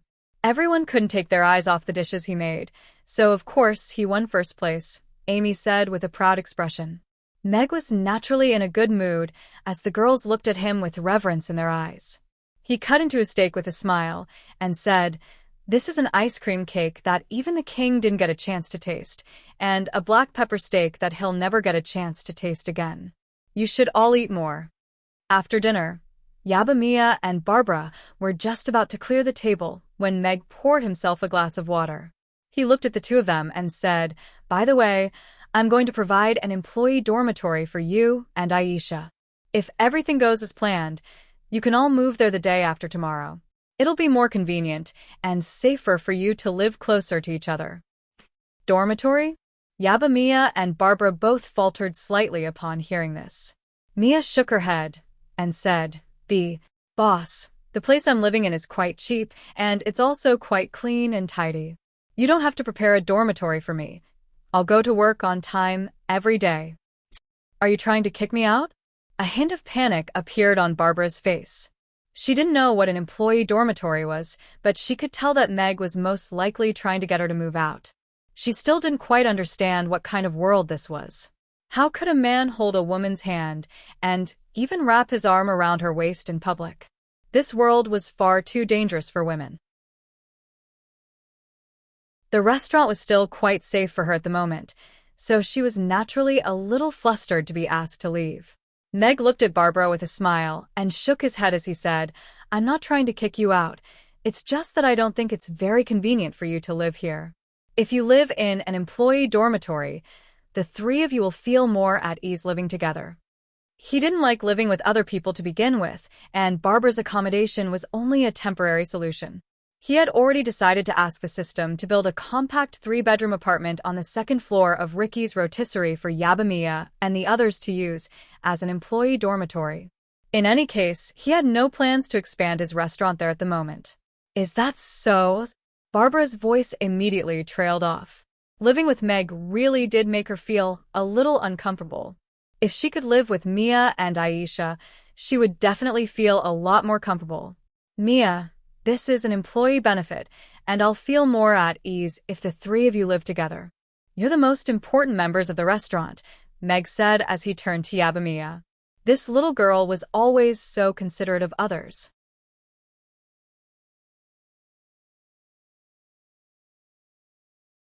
Chapter 8:13.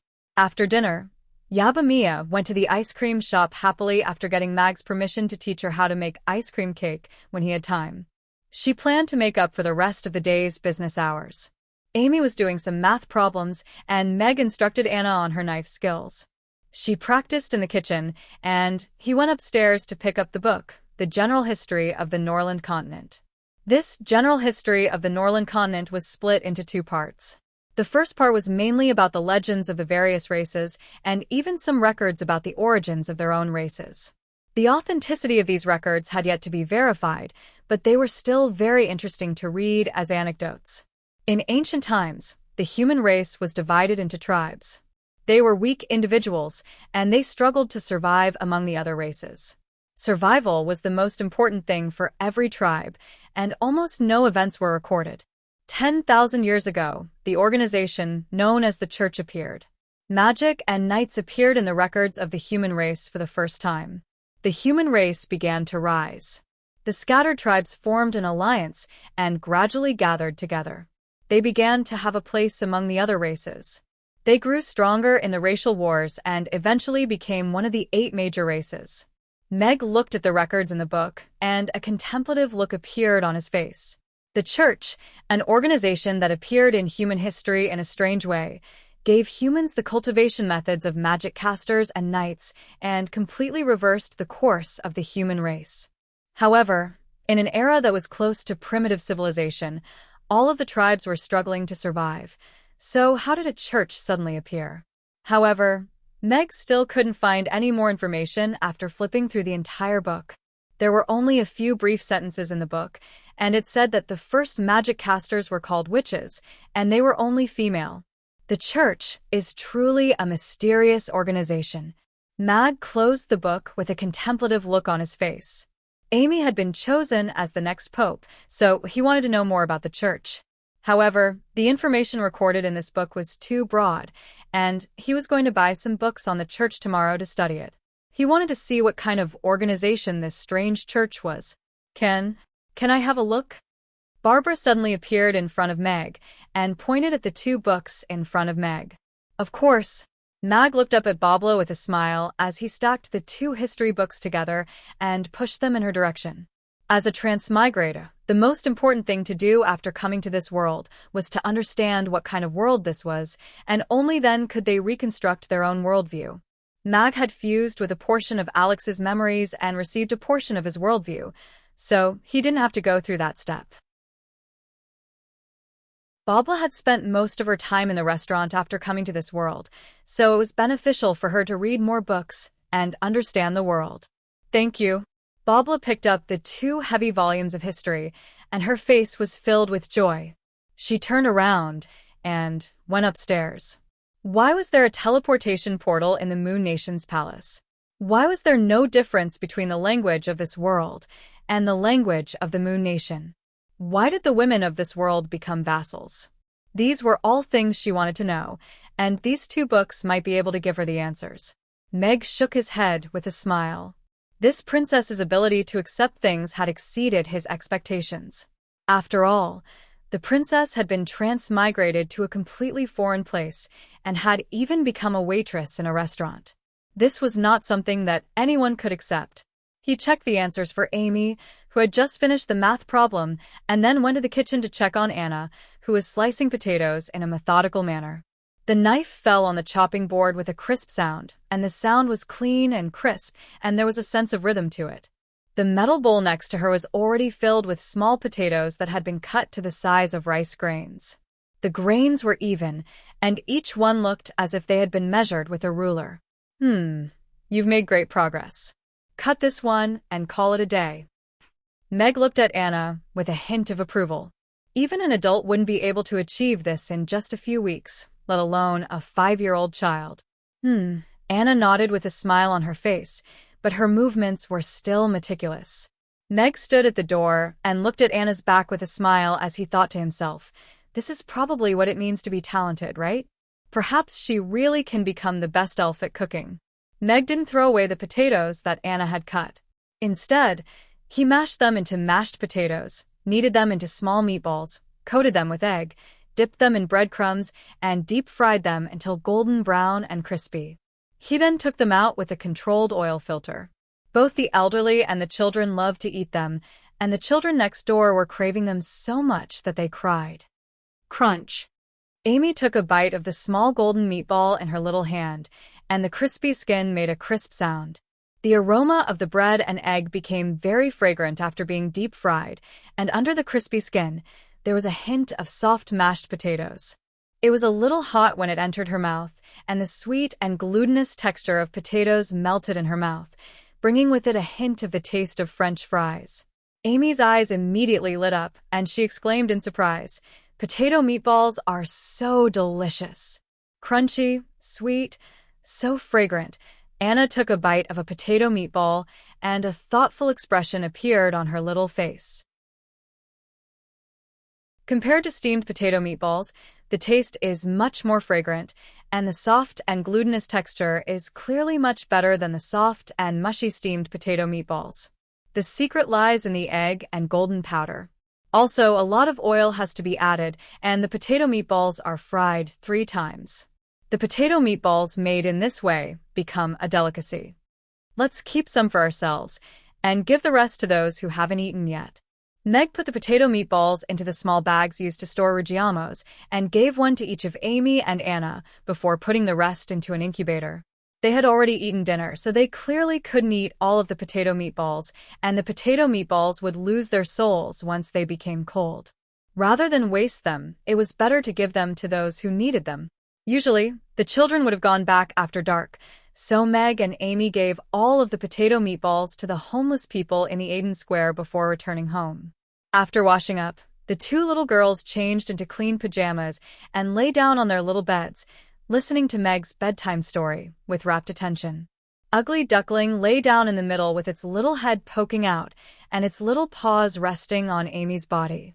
It fell asleep as soon as it lay down on the bed. After the story of the Smurfs was finished, Amy had already fallen asleep, but Anna's eyes were still open. "Anna, are you still not going to sleep?" Meg looked at Anna with a smile. She seemed to have something on her mind.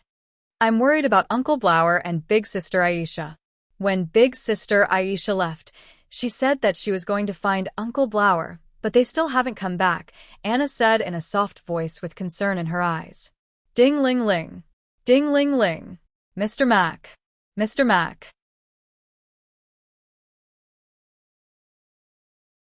Chapter 814. Blower. A hint of surprise appeared on Meg's face as he read the message on the omniscient door. Is that Uncle Blower's voice? Anna sat up with a hint of incredulity on her face. Meg nodded with a smile and said, "That's right. Blower is back. Let's go downstairs to welcome them."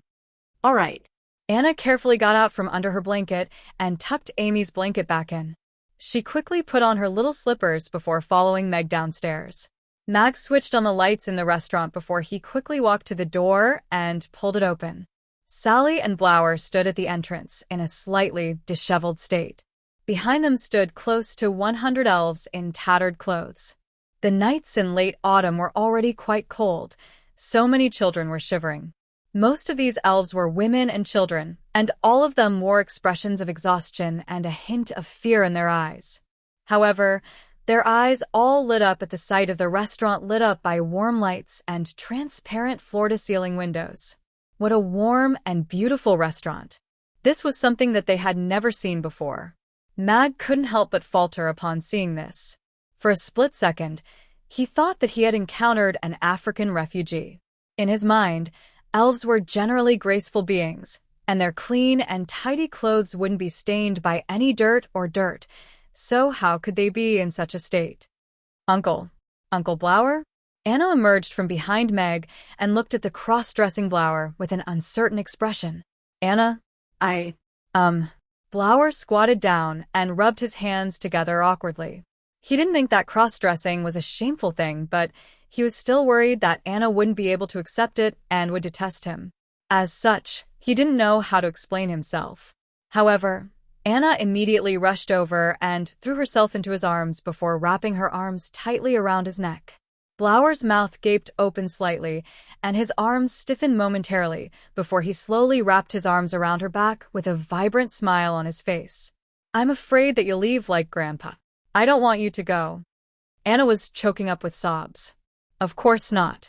I won't die so easily, so don't worry. Blower patted Anna's back with a smile. Anna hugged Blower for a while longer before letting go. She wiped away her tears before hugging Sally. Don't cry, Anna. Sally gently wiped away Anna's tears and stroked her hair with a smile on her face. It's good that you're back. Meg looked at the two of them with a smile, then turned to the elves behind them. However, it seems like you've done something big this time. Blower looked into Mag's eyes with a pleading expression as he said, Boss Mag, I have a favor to ask. Would you be able to cook a meal for my brethren? They haven't eaten for 2 days, and they traveled day and night all the way from the Wind Forest to here. I will pay for the meal. Sally also looked at Meg with anticipation in her eyes.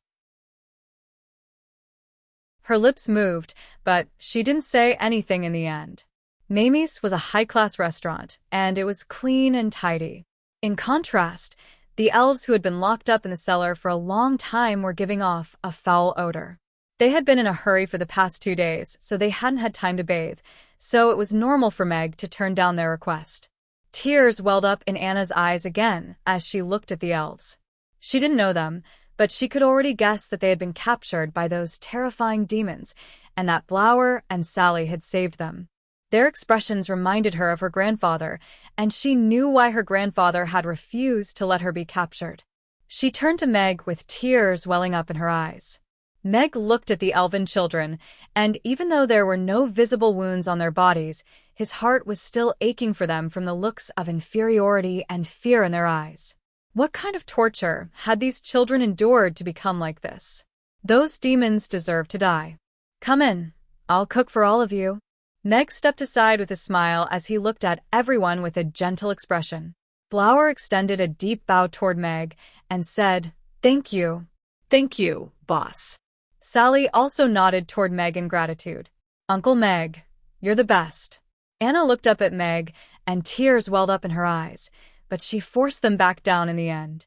The elves entered the restaurant, and due to the limited number of seats, many of them could only stand. Some children squeezed into one chair with 2 elves, while others carefully sat down on the ground. The comfortable temperature in the restaurant made all of the elves feel a lot more at ease, and they began to look around with curiosity in their eyes. The soothing colors and warm lighting, the translucent chandeliers, the intricate murals, and the intricate decorations made everything look so beautiful. Even though all of the elves had relaxed a little, they were still very cautious and restrained. Even the elves sitting on the ground were carefully kneeling on the ground, as they didn't want to dirty the floor with their shoes, nor did they want to take up any extra space. Meg went upstairs and quickly came back down. He turned to Sally with a smile and said, "Aisha, go take a bath first. I've prepared a set of clothes for you in the bathroom." "I'm fine." Sally shook her head and wanted to refuse. Meg cut off Sally's words as he looked into her eyes and said, "There are so many customers here, and I need your help. You can't serve customers like this." Sally looked at her blood-stained clothes, then looked into Meg's eyes, and nodded before quickly making her way upstairs. "Mr. Mack, do you need my help?" Blower made his way over to Meg. "Have a seat. My restaurant never requires customers' help." Meg shook his head with a smile. "Is big sister Aisha back?" Barbara had heard the commotion and just so happened to come downstairs. A hint of surprise appeared on her face at the sight of all of the elves sitting in the restaurant, and she turned to Meg with a question. "That's right." Meg nodded with a smile as he turned to Barbara and said, "However, I need your help now." One cup of water after another flew out of the kitchen before landing in front of the elves with unerring accuracy. The water in the cups didn't ripple in the slightest, and all of the elves looked on with awe and reverence in their eyes. After taking a bath, Sally came downstairs in a set of blue and white porcelain qipao, and all of the elves were stunned by her beauty. In the kitchen, several stoves were lit up at the same time. Meg was like a martial arts expert as he held a spatula in his hand and spun around in front of each of the metal pots in a fluid motion. He then tossed a spoon, and one plate of Yangzhou fried rice after another landed on a platter that had already been prepared. "Let's start with the dishes." Meg was washing the pots as he spoke to Barbara in a calm manner. 20 plates of Yangzhou fried rice had already been completed.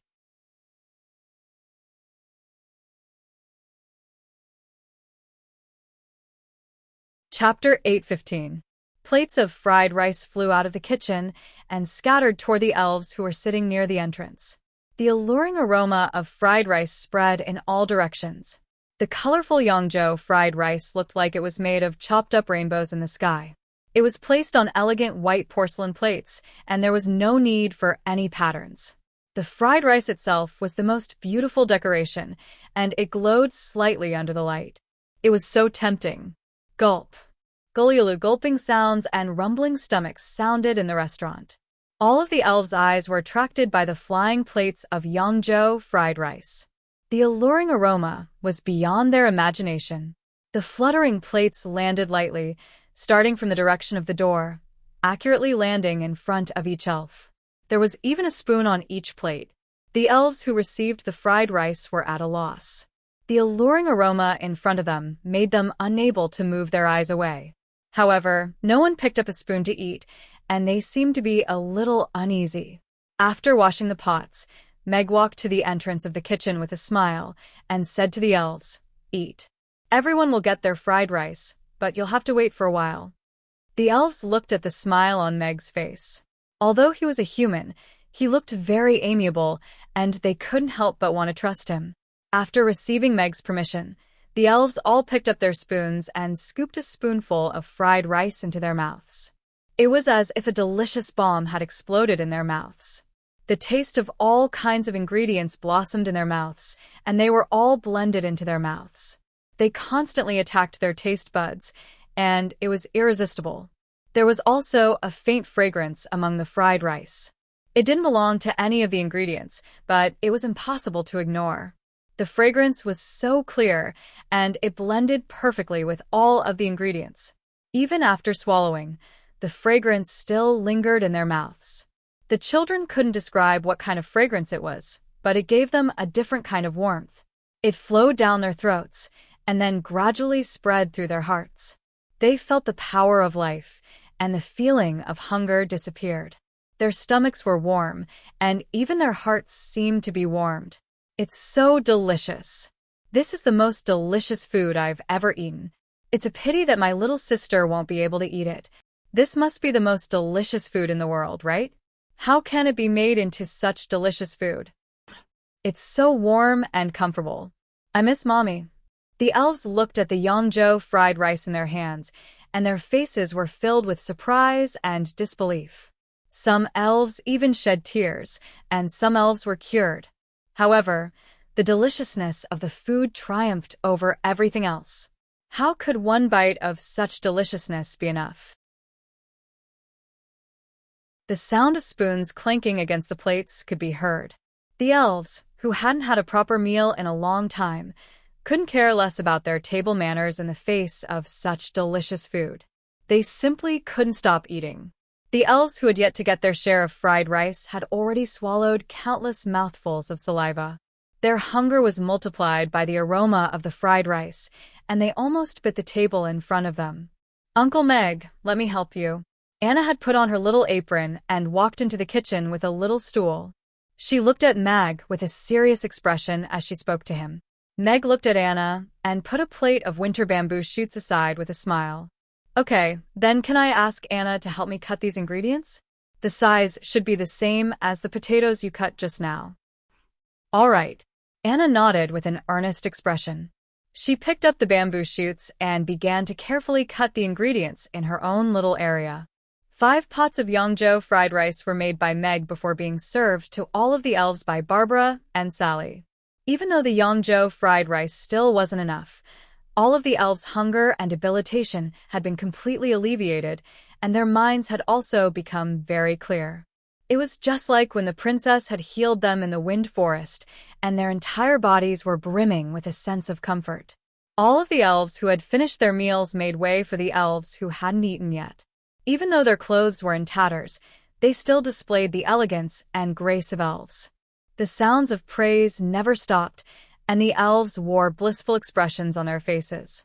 It had been a long time since they had smiled from the bottom of their hearts like this. The delicious food brought them an unprecedented sense of happiness, and it also gave them a new sense of hope for survival in this city. A beautiful beginning always gave people a beautiful vision for the future. Sally and Blower also smiled at the sight of the elves' blissful smiles. If they could start afresh happily, then there was still hope for life. "I'm going to become a chef like Uncle Meg, who brings happiness to others." Anna looked at the elves who were happily eating their fried rice, then looked up at Meg's tall and broad figure with yearning in her eyes. All of the elves had already finished their meals, and Meg made his way out of the kitchen with 2 plates of Yangzhou fried rice. He turned to Sally and Blower with a smile and said, "Everyone's eaten, so this is yours. Sit down and eat." Blower looked deeply into Meg's eyes and said in a slightly solemn voice, "Thank you. You're welcome. Even though you look like a sissy right now, you're very manly." Meg placed his plate onto the table that the elves had vacated with a smile. "It sounds like a compliment, but why does it sound a little strange to me?" Blower raised an eyebrow as he sat down with a smile. He scooped up a spoonful of fried rice in an elegant manner and put it into his mouth as he praised, "Only you can match up to my beauty. Only you can do this." "Thank you." Sally extended a grateful bow toward Meg. She also sat down, scooped up a spoonful of fried rice, and then closed her eyes. As the familiar taste blossomed in her mouth, all of the hardships and pain that she had endured along the way seemed to have disappeared, and her panicked heart gradually settled down. She opened her eyes and was greeted by the sight of the familiar restaurant and the pair of gentle eyes. This feeling of warmth made her feel as if she were at home. After the 2 of them had finished their meal, Meg asked in a quiet voice, "What do you plan to do next? If I'm not mistaken, your statuses shouldn't allow you to take care of them openly." All of the elves in the restaurant also turned to look at Blower and Sally. Even though they had already arrived at Chaos City, they still didn't know where they would be able to settle down. Blower and Sally looked at one another with complex expressions. With their statuses, it was indeed inappropriate for them to take care of these elves. Otherwise, they would be viewed as opposing all of the major families, and even their own families. That would be extremely detrimental to their long-term plans. "I'll get the Elven Consulate to take care of their accommodations for now. We should be able to keep this under wraps for a while." Blower's voice was a little feeble. It was quite clear that even he wasn't sure how long they could keep this under wraps. "Princess Irina saved us and said that there won't be any demons coming after us. Does that mean there won't be demons coming after us?" A little elf asked in a feeble voice. There was still a hint of fear in his eyes. A hint of surprise flashed through Meg's eyes. Blower slowly clenched his fists, but he didn't know how to respond. Chapter 8:16. The city lord's castle in the eastern part of the city was still brightly lit, and there were still workers going in and out of the building, as if they had endless work to do. On the western side of the city lord's castle, in a quiet study, two figures were standing beside a table with grave expressions. There was a map of the Norland continent spread out on the table. After a long period of silence, Novin heaved a forlorn sigh and said, "The re-signing of the peace treaty in 3 months is most likely going to cause a lot of trouble. Alex is still alive, and he and Irina have killed Benson as well as 6 10th-tier demons, orcs, and forest trolls. Even though they've been severely weakened, their alliance is most likely not going to let them off the hook so easily. No, what we need to worry about now isn't them. What we need to worry about is what he thinks." Michael slammed his hand heavily onto the map. The restaurant suddenly fell silent, and all of the elves turned to Meg with surprise on their faces. The restaurant owner, who had just given them an unparalleled experience, was going to arrange a way out for them. The suffering they had endured and the demons that were still lurking in the darkness were all extremely terrifying. Even though Princess Irina had saved them, she could only ensure that no pursuers would emerge from the wind forest to pursue them. As such, why was the owner of this restaurant, a normal human, helping them? What right did he have to say that he could help them? Blower and Sally were also looking at Meg with astonishment in their eyes. It was undeniable that Mr. Mack was indeed a good person, but he clearly wasn't one to meddle in other people's business. Why would he suddenly offer to arrange a way out for these elves? Furthermore, did he have a better idea? Uncle Meg really is a good person. Anna looked up at Meg and thought back to that night when Meg had rushed out of the restaurant with a kitchen knife in hand. She was still very touched by his actions. Meg really wasn't one to meddle in other people's business. With his personality, even though he pitied these poor elves, he was already doing his best to cook dinner for them. In Chaos City, which was generally safe, he wasn't going to do anything for them. However, after hearing that name, he hesitated for a split second before blurting out those words. Meg looked at all of the astonished looks directed at him and heaved an internal sigh. He could already feel his strong desire to live, and he didn't dare to pass up any opportunity to prove himself. Meg turned to Blower and Sally and said, "I know a few people in the city lord's castle. Perhaps I can ask the city lord's castle to provide them some assistance. If they want to live in Chaos City for a long time and become legal residents of Chaos City, then they'll be able to receive protection from the city lord's castle and the Grey Temple. Become residents of Chaos City." All of the elves' eyes lit up.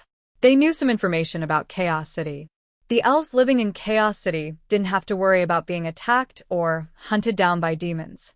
However, due to the pressure exerted by the Wind Forest, it had been very difficult for the elves to join Chaos City in the past few years. However, Meg was now saying that he could arrange for them to become residents of Chaos City, and all of the elves were naturally ecstatic to hear this. Is that really possible? Blower was also elated to hear this. He had thought about using the embassy to get these elves to join Chaos City, but doing so would drag Ingve and all of the elves in the embassy down with him. Furthermore, there was no guarantee that these elves wouldn't be stripped of their status by the Wind Forest. However, if Meg could directly contact the City Lord's castle, then arranging for these elves to join Chaos City would undoubtedly be the best solution. Meg nodded with a smile and said, "I'm not sure if it'll work, but I'll try my best." Thank you. Blower extended a deep bow toward Meg. All of the other elves also stood up and bowed deeply toward Meg. They were grateful for the delicious food, as well as for the fact that this human was willing to do something for them. "There's no need to be so polite, everyone. My daughter is a half-elf, so we're all friends." Meg helped Blower to his feet with a smile. He then turned to everyone and said, "Let's go to the City Lord's castle now. I have limited space here, so I can't accommodate so many elves. Perhaps the City Lord's castle will have better arrangements." All right. Blower nodded. Meg turned to Sally and said, "Aisha, Amy is still sleeping upstairs. If you don't mind, can you look after her for me? If you're tired, you can also get some rest. Sally hesitated momentarily at the sight of Meg's sincere expression, but she still nodded in the end. All right. Anna, you should go to bed as well. I'll get Uncle Blower to pick you up tomorrow. Meg then turned to Anna, who was wearing her adorable pajamas, and patted her head with a smile. She got up from her bed again. It was cold outside, and Blower had a lot of things to do. As such, it was best for Anna to stay at the restaurant for another night. Anna nodded obediently before latching onto Sally's hand with a warm smile. Thank you for your hard work. Meg turned to Barbara with a smile. Barbara's spatial magic had enhanced the efficiency and beauty of the dishes, and she was able to fully showcase her abilities when there were so many customers. If there's nothing else, I'm going back to my book now. Barbara wore a nonchalant expression as she turned around, but a smile still appeared on her face. Good night, Anna. I'll come and pick you up tomorrow. Blower squatted down with a smile on his face. You have to come this time, Anna said with a serious expression. I will. Blower nodded in response. Meg led the elves out of the restaurant and toward the city lord's castle. The elven procession of over 100 people naturally drew the attention of many passers-by. Since when did such a large group of elven beggars appear in Chaos City? Blower wasn't in the procession. Instead, he maintained a certain distance away from them. They made their way to the city lord's castle, which was still brightly lit. The guards at the gate of the city lord's castle were all quite nervous at the sight of the procession of elves, and they gripped onto the long swords hanging from their waists. Wait for me here. Meg raised a hand to signal for everyone to stop before quickly making his way over to the procession. Oh, it's Mr. Mac. What brings you to the city lord's castle so late at night? And who are those elves? The leader of the guards raised a hand to signal for the guards to relax upon seeing Meg. He had been one of the guards at the restaurant during the negotiation between the dragon race and the demon race. After that, he had become a loyal fan of Mamie's and would always go to the restaurant for a Ruggiamo whenever he had the time. I have an important matter to report to the city lord regarding these elves, so I hope you can inform him of this. Meg had naturally also recognized that this leader of the guards was a regular customer of the restaurant, but he didn't try to curry favor with him under such circumstances. Instead, he cupped his fist in a salute.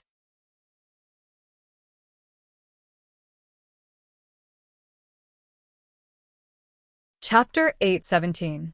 Oh, bringing over 100 elves in shabby clothes to the city lord's castle in the middle of the night? Could it have something to do with that incident in the Wind Forest 2 days ago? But Mr. Mac only returned to Chaos City today, so how could he have anything to do with them? A hint of confusion appeared on Michael's face as he listened to the guard leader's report. He turned to Novin and asked, What do you think, Novin? Mr. Meg is a kind and courageous person, so it's not strange that something like this happened to him. Novin nodded. Michael faltered slightly upon hearing that before a smile appeared on his face as he said to the guard leader, Get Mr. Mac to go to the side hall. It's cold outside, so get those elves to sit in the west hall for a while. Prepare some tea for them. Yes. The guard leader quickly strode away. Michael turned to Novin with an apologetic expression and said, Thank you for your hard work. The school is so busy, so I shouldn't have asked you to go. You can't leave in these troubled times, and Roland can't be relied on either. Who else can go if I don't go? Novin shook his head with a resigned expression. He paused momentarily before turning to Michael as he said, The feasibility of the railway and the steam locomotive hasn't been verified yet. Are you sure you want to deploy so many people to do this? Michael smiled and said, Back then, we came to a consensus that if we want to achieve true peace on the Norland continent, then we have to get rid of the concept of borders and allow all races to live in harmony. After 100 years of hard work, Chaos City has basically achieved this. However, if we want to spread this concept across the entire continent, the most effective way is to reduce the cost of movement and increase the convenience of travel. Allow all races to enter each other's territories, and perhaps this will be an important step in the integration of the continent. Novin furrowed his brows in contemplation. Think about it. If humans Elves, demons, and dragons all squeezed into a small carriage and peacefully experienced a journey together. When such a situation occurs on the road, wouldn't it be an ice-breaking journey for all races? Also, does this remind you of anything? Michael continued as he looked at Novin. Novin's eyes lit up, and he blurted out, Amy's. Mr. Mack's intelligence always amazes me. Perhaps he understands the true meaning of equality better than we do, Michael said with a smile, and his tone was a little emotional. It is indeed Chaos City's fortune that he's willing to stay. Novin nodded. Furthermore, it's time for us to relax our mindset. Chaos City can't continue to be a symbol of peace. Only with enough power can we have the right to speak, Michael said with a grave expression. You mean that? Novin looked at Michael in surprise. Let's start with that. Michael nodded. Meg nodded with satisfaction upon seeing that all of the elves had been arranged and followed a guard toward the side hall. Meg had only sat down for a short while when Michael's voice sounded from outside, and he said, Mr. Mack, congratulations on winning the Best Dish Award. I'm not surprised at all. Meg looked up to see the burly Michael striding into the hall. He also stood up with a smile and said, Thank you for the compliment, City Lord. Have a seat. Michael sat down on the chair beside Meg and asked, Mr. Mack, why are you looking for me at such a late hour? Meg was very fond of Michael's straightforward way of talking, so he told him about how the elves had been hunted down by demons and orcs, and how they had been tortured in an underground cellar, sold as slaves, and even raped. Michael's expression was a little dark, and his fists were clenched tightly, as if he were trying to repress his rage. These elves claimed to have been saved by the elven princess, and came to me because of a customer's recommendation. Almost the exact same thing happened in front of my restaurant. Anna, a 5-year-old elven girl, lost her grandfather as a result, and before that, she had already lost her parents. Meg looked at Michael and said in a solemn and sincere voice, I don't have the power to stop all of this from happening, and I don't have the power to punish the people behind all of this, but I hope that Chaos City can accept and protect them and allow them to become residents of Chaos City. I've also been keeping an eye on this situation for some time. Chaos City has sheltered some pitiful elves in the past, but when it comes to negotiations with the Wind Forest, Chaos City can only maintain a more restrained stance. Michael nodded, and his voice gradually deepened as he said, However, I didn't think that there would be such a dark chain of interests behind all of this. Even though this is a conflict between the elven race, the involvement of orcs and demons is clearly a crime. What happened in Chaos City last month made us very wary, and we've already set up a few strongholds outside of Chaos City. They're targeting the elven residents of Chaos City, and they'll be severely punished by the laws of Chaos City. Meg nodded in response. Michael didn't pretend that he had only just learned about this. As a neutral city, at the very least, Chaos City was trying its best to protect its residents, and it didn't disappoint him. The same thing keeps happening right under our noses. I feel very guilty for the decision I made 10 years ago. A hint of guilt appeared on Michael's face, and he clenched his fists as he said, After passing a citizen's evaluation, these elves will become residents of Chaos City, and they'll receive protection from Chaos City. Children of suitable age will be allowed to attend school, and elves who have already passed school age will be given jobs so that they can settle down in Chaos City. Chaos City will make an announcement tomorrow, and all elves who need protection can come to Chaos City, and Chaos City will protect them. This is the Chaos City that I love. Thank you. Meg stood up and extended a deep bow toward Michael. I also thank Mr. Mack on behalf of Chaos City. Michael also stood up and extended a deep bow toward Meg. The two of them stood up and smiled at each other. Men sure strange. Vivian leaned against the window and looked at the two people in the room. Her gaze then fell on Meg and she murmured, but he really does seem to be a good person. Even though he already has a daughter, if Luna really likes him, let's go visit them. I hope they'll be able to get used to living in Chaos City in the coming days. Michael led the way out of the room. Meg followed along. As they walked down the corridor, he turned to look at the window in the side hall, and a figure flashed around the corner.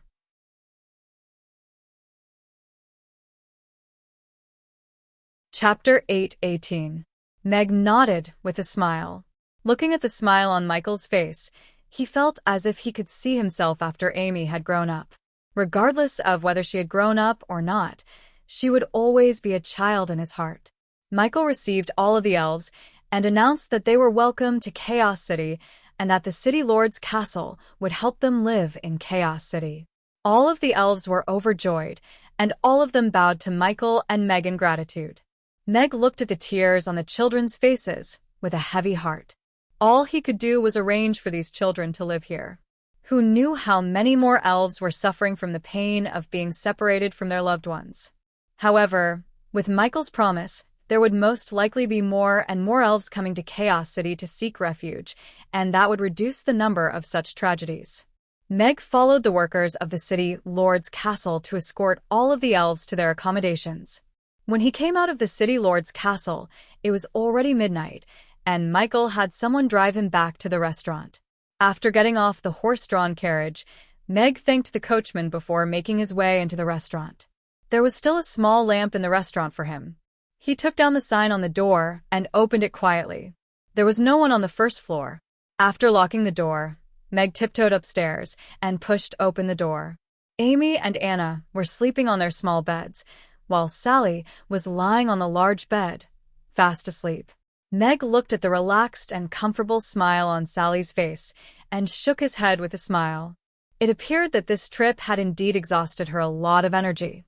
Otherwise, she wouldn't have fallen asleep on his bed.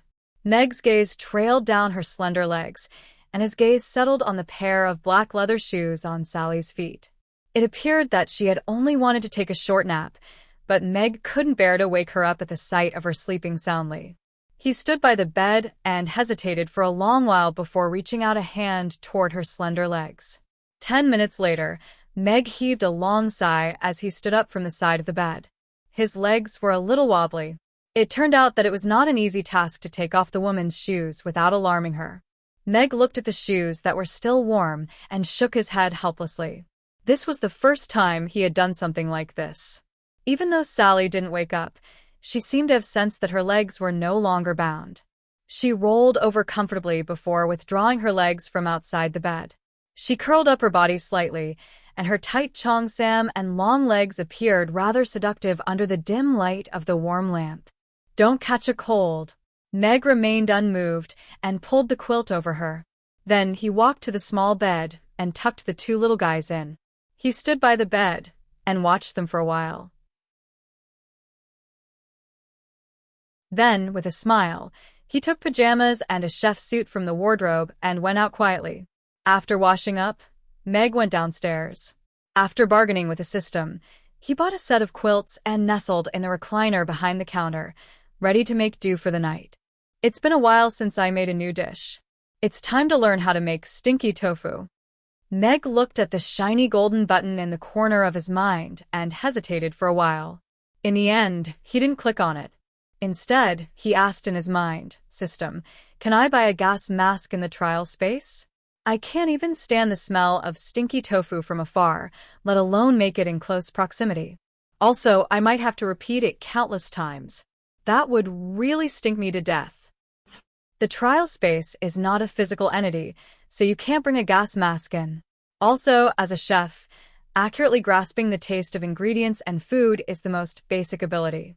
If you can't even do this, you can't be a qualified god of cookery. Also, the stench of stinky tofu is an important indicator of whether a stinky tofu is good or not. The host needs to have a deep understanding of the different stinky tofu smells in order to make a perfect stinky tofu. These are the words you wrote on Weibo when you passed by a stinky tofu stall. The system's voice sounded with a hint of schadenfreude. Meg opened his mouth. For a moment, he didn't know what to say. These words were his original words? He must have written them when he passed by a stinky tofu stall. Why did the system take it seriously? Then I won't learn. Meg rolled his eyes and said in a somewhat hoodlum manner, "If the host chooses not to learn how to make stinky tofu and fails to successfully make stinky tofu, the system will conclude that the host's path to becoming the god of cookery will be terminated due to personal reasons." The system's voice became somewhat stiff. "What happens if it's terminated?" "After it's terminated, the host will be erased from this world. At the same time, because the host died in the original world, the host will completely disappear. Fuck. Meg raised his eyebrows and directly opened the shiny golden experience bag. Countless information flowed into his mind, causing him to be absent-minded for a moment. Then, a master-level stinky tofu creation experience appeared in his mind. So stinky tofu isn't stewed with feces, Meg muttered to himself with a surprised expression. Then, he continued to digest the experience. Just by looking at the process, I can already smell that terrifying stench. Meg stood up with a dejected expression. He went to the kitchen and poured himself a glass of ice water to calm himself down. After that, he returned to the lounge chair and wrapped himself in a small blanket. He closed his eyes and pushed open the door to the test field for the god of cookery. Compared to tofu pudding, making stinky tofu required an extremely complicated process. Just the brine alone required several steps.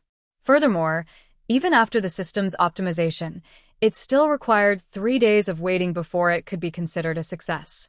To Meg, making stinky tofu was the easiest task.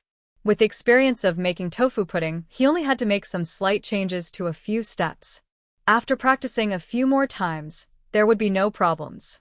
The time acceleration of the test field for the god of cookery was activated, and Meg quickly finished, making the brine according to the recipe.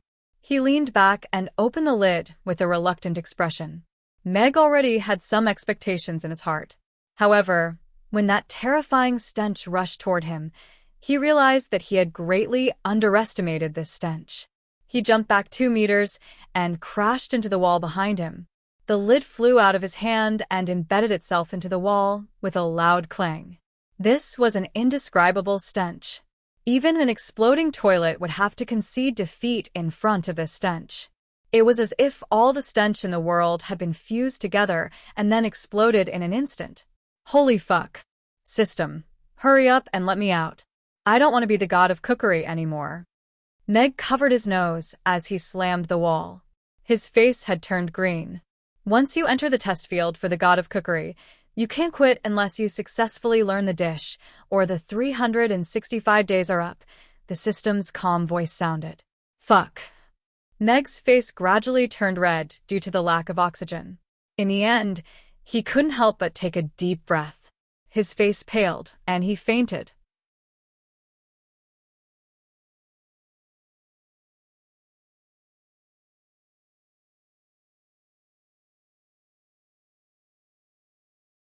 Chapter 819. Host, what are you doing? In the test field for the god of cookery, even if you drink brine, you won't succeed in committing suicide. The system said in a flustered manner. Meg's gaze was cold. When he was angry, even the system was afraid of him. However, this brine that was so smelly that it could make one faint actually tasted gentle after entering his mouth. The stench gradually disappeared, and when he smelled it carefully, there was actually a trace of fragrance. As the brine spread on the tip of his tongue, the fragrance became more and more intense. It was not the fragrance of spices, but a more unique fragrance. It was the fragrance of various ingredients that had been fermented for a long time, and it was exceptionally mellow. Gulp. Meg's throat rolled, and he swallowed a mouthful of brine. The fragrance lingered in his mouth for a long time, and it only dissipated after a long time. It's actually this taste. Meg slowly opened his eyes, and his eyes were filled with surprise. Stinky tofu was definitely a taboo food for him, and it had never appeared on his menu before. He was also unable to understand why there was someone in this world who could eat something so smelly that it made one want to run away.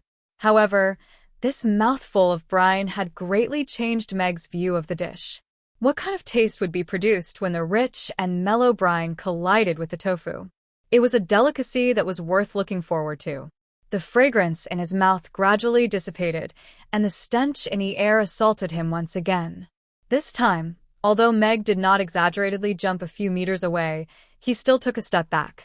Looking at the brine in the pot, he resisted the urge to take another mouthful to prolong his life. He closed his eyes, and his heart slowly calmed down. Then, He tried to sense the smell in the air and gradually separated a part of the fragrance. After that, he focused on sensing the fragrance in the air. When he opened his eyes again, Meg felt that the stench in the air was no longer as pungent as before. Although it was still not a pleasant smell, at least it allowed him to continue making the stinky tofu. The complicated process meant that he needed to spend more time to complete every step, and he also needed to connect every step perfectly. This also meant that the possibility of Meg making a mistake had increased. However, No. still lacking a little, Eh. the system replied coldly. Meg was immersed in the stench, and he was madly making the stinky tofu. He had already forgotten what a stench was.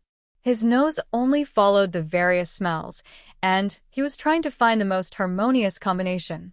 Beep, beep, beep, beep. At 5 o'clock in the morning, Sally was woken up by a strange noise. The warm and comfortable quilt made her unwilling to open her eyes. She had never felt that the quilt could be so soft and comfortable.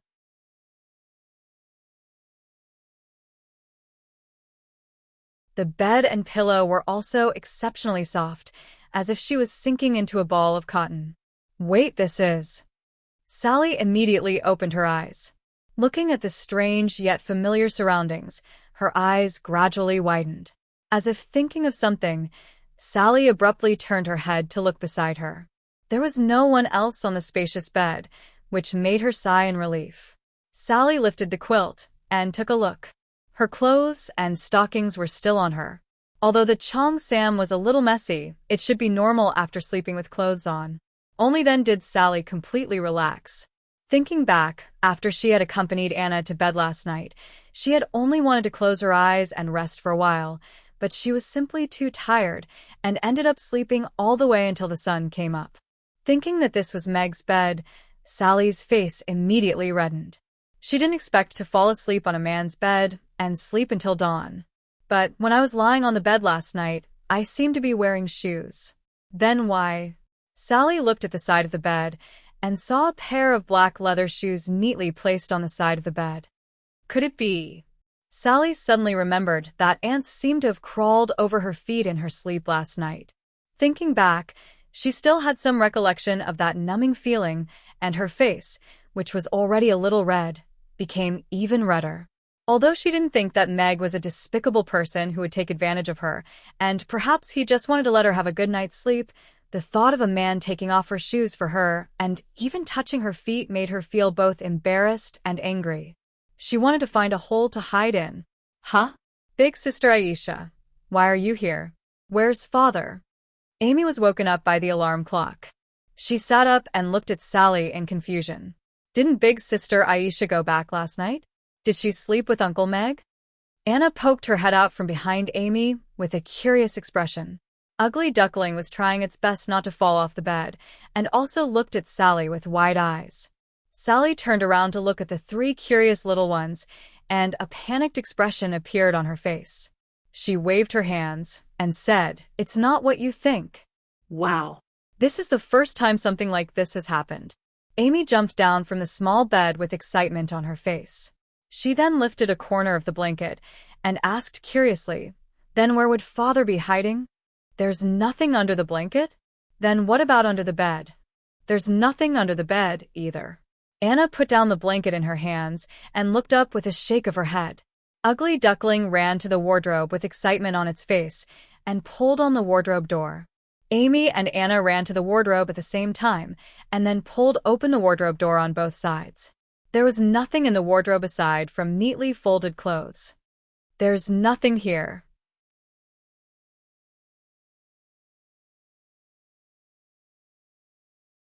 Disappointment appeared on both Amy and Anna's faces. Phew, Sally heaved a sigh of relief. However, she then felt like crying. Why did she feel like she had dodged a bullet? Obviously, nothing had happened.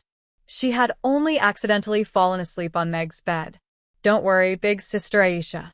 Even though we didn't find father, we won't believe that nothing happened between the two of you," Amy consoled Sally. "Yes, I once heard a storyteller say that when a man and a woman lie on the same bed, something will happen. However, Whenever the storyteller reaches this part of the story, Grandpa will always cover my ears, but I'm sure it's something very important. Anna nodded in agreement. Sally looked at Amy and Anna, with her mouth slightly agape. She suddenly felt like she wouldn't be able to explain herself even if she had 10 mouths.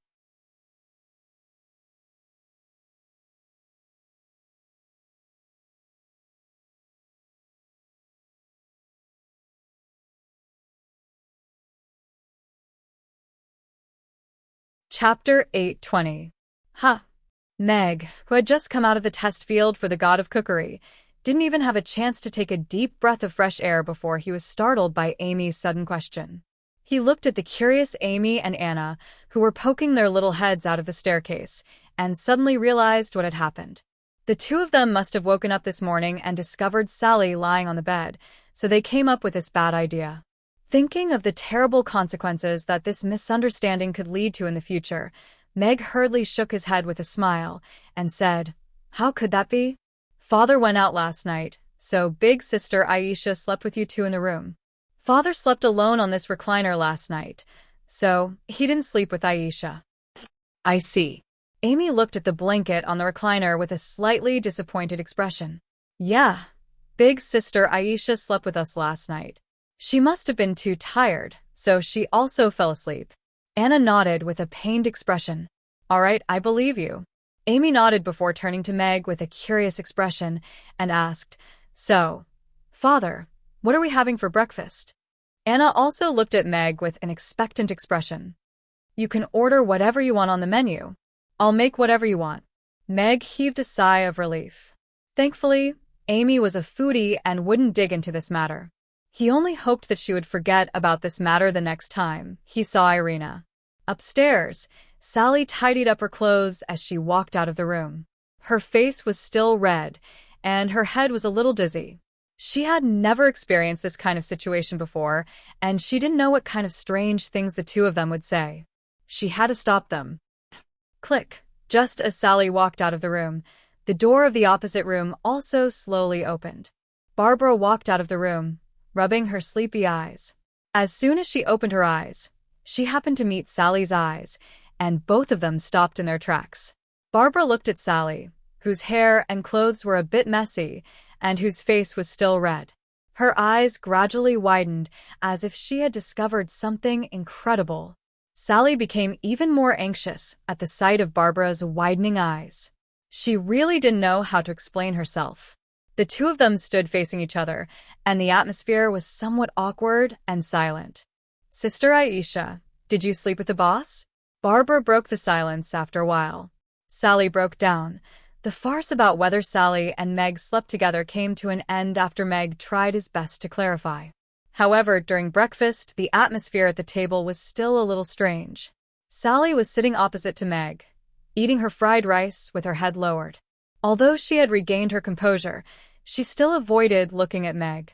On the other hand, Amy and Anna were completely immersed in the delicious food and enjoyed their meal. However, Barbara wasn't as calm as she was.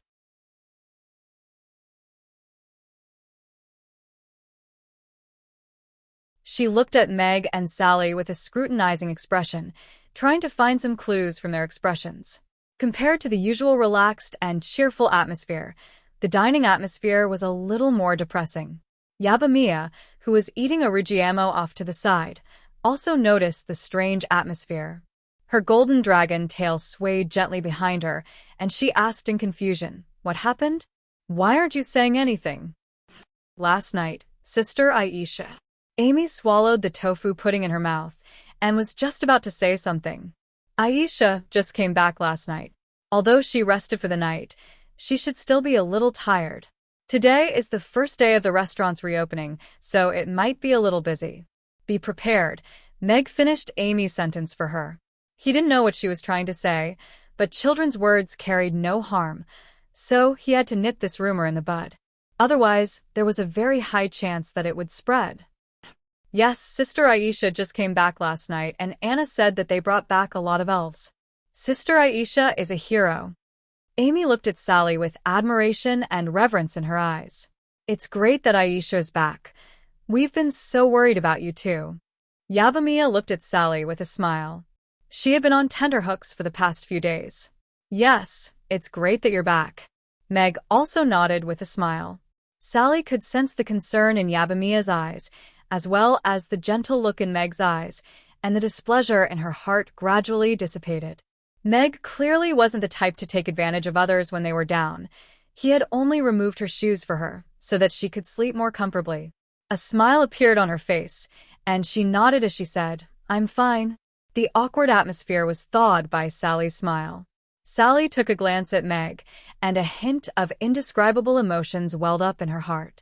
A signboard had already been hung up at the entrance of the restaurant, and there were over 100 people in 2 long lines at the entrance. Mr. Mac is finally back. Otherwise, I would have gone to Rhoda to look for him. I was worried that Mr. Mac had caught the eye of King Roth and was forced to stay in the royal palace as a chef. Thank God he's back. Looks like Mr. Mac must have gone easy on him during the banquet. Otherwise, with his cooking skills, there's no way the king would have allowed him to come back. If I were him, I would have chained him up in the royal palace. All of the customers were discussing fervently with excitement on their faces. It was a rare sight for the sweet and savory factions to be in harmony. Who said Mr. Mac went easy on him? I just received a letter from Rhoda yesterday.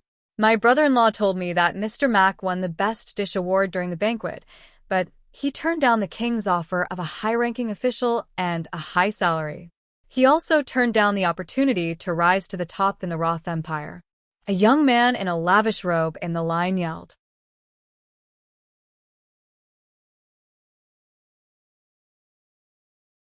Everyone turned to look at him, and the smile on his face widened as he mysteriously said, "Do you know what reason Mr. Mac used to turn down the king's offer?" "What reason?" All of the customers asked curiously. Their emotions had already been stirred up. Mr. Mac told King Roth that there are a bunch of regular customers in Chaos City waiting for him to cook for them. He turned down the king's offer of a high-ranking official and a high salary and returned to Rodu without hesitation. That young man's voice rose a few octaves, and he was clearly a little agitated. There was a brief moment of silence at the entrance of Mamie's. The surprise on everyone's faces gradually turned into excitement, and then erupted into an uproar.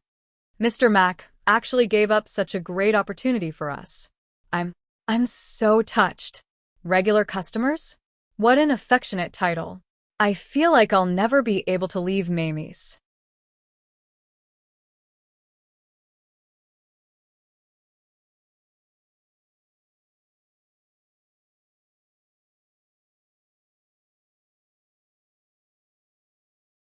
Chapter 8:21. Emotional resonance was a very peculiar feeling. Just a short sentence made all of the customers feel like their days of waiting were worth it.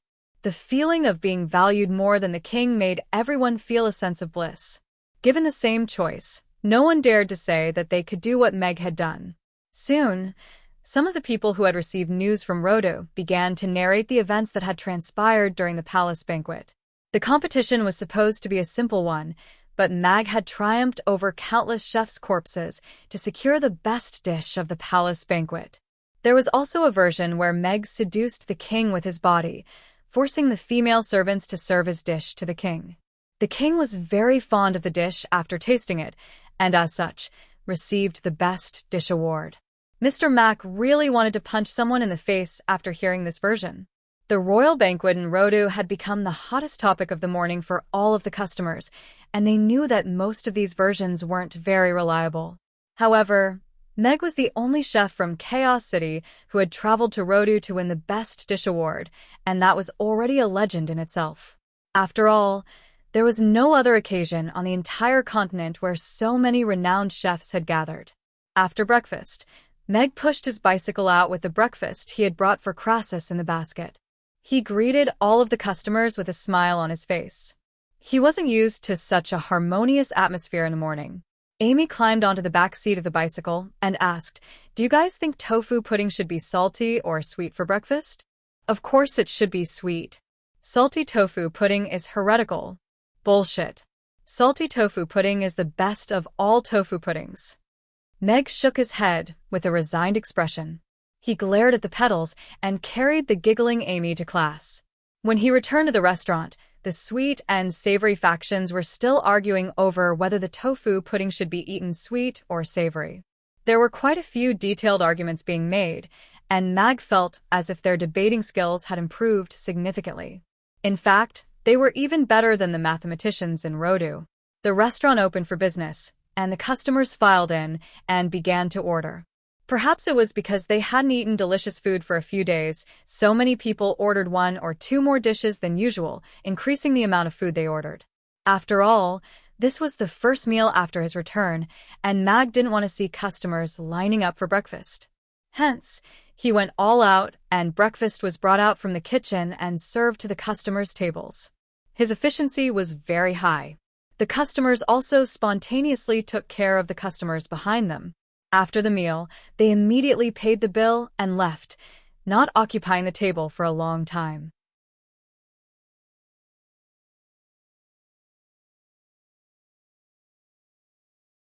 After the morning opening hours, Meg rotated his sore wrist and let out a long sigh of relief.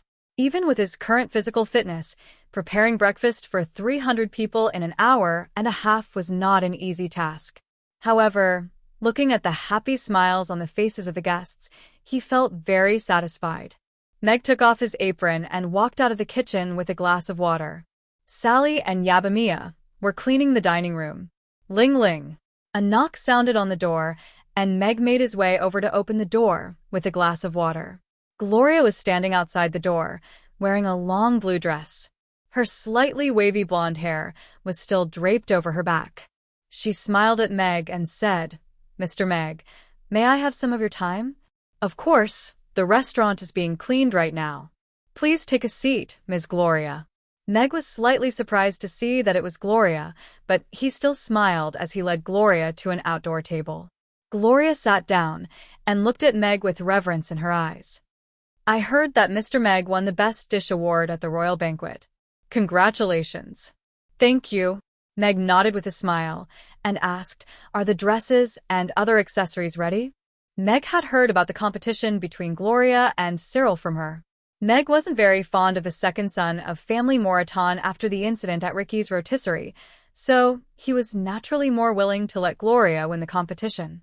The Moreton family was a colossus. At the very least, that was the case for the current Mag. In order to deal with such a colossus, he had to deal with it from the inside. As for the purpose of Gloria's visit, it didn't take long for him to figure it out.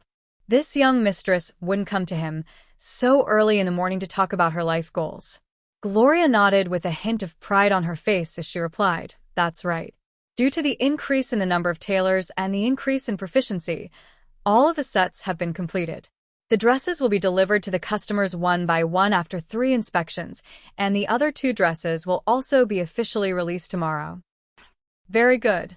As long as quality is guaranteed, increasing production efficiency is one of the ways to increase profits. Meg nodded with approval as he said, "If the suede textile shop is too small, perhaps we can find a place to set up a production factory. If the customers are greeted by a busy tailoring scene after entering the shop, it'll detract from their shopping experience, and they'll lose some room for imagination." Gloria pondered this for a moment before an enlightened look appeared on her face. She nodded and said, "I understand. I'll get all of the tailors and tools out of the shop today and arrange a more suitable space for them to work in. It's already late autumn in the blink of an eye, so these dresses won't be worn for much longer. I drew 2 designs during my spare time in Rodu a few days ago. I'll go get them for you, young Mistress Gloria."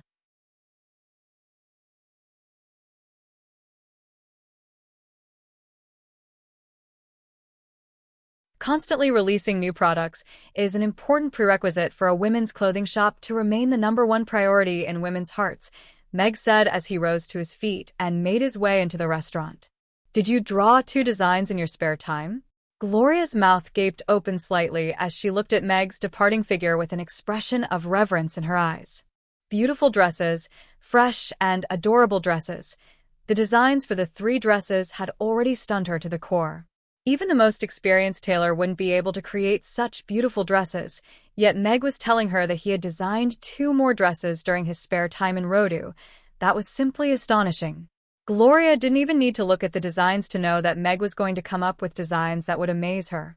Even she was a little surprised by her own confidence. Meg made his way out of the restaurant with 2 pieces of paper and a glass of water in his hands. He placed the glass of water aside before handing the 2 pieces of paper to Gloria with a smile as he said, "These are some random doodles. I wonder if you'll like them." Host, those were designed by the system.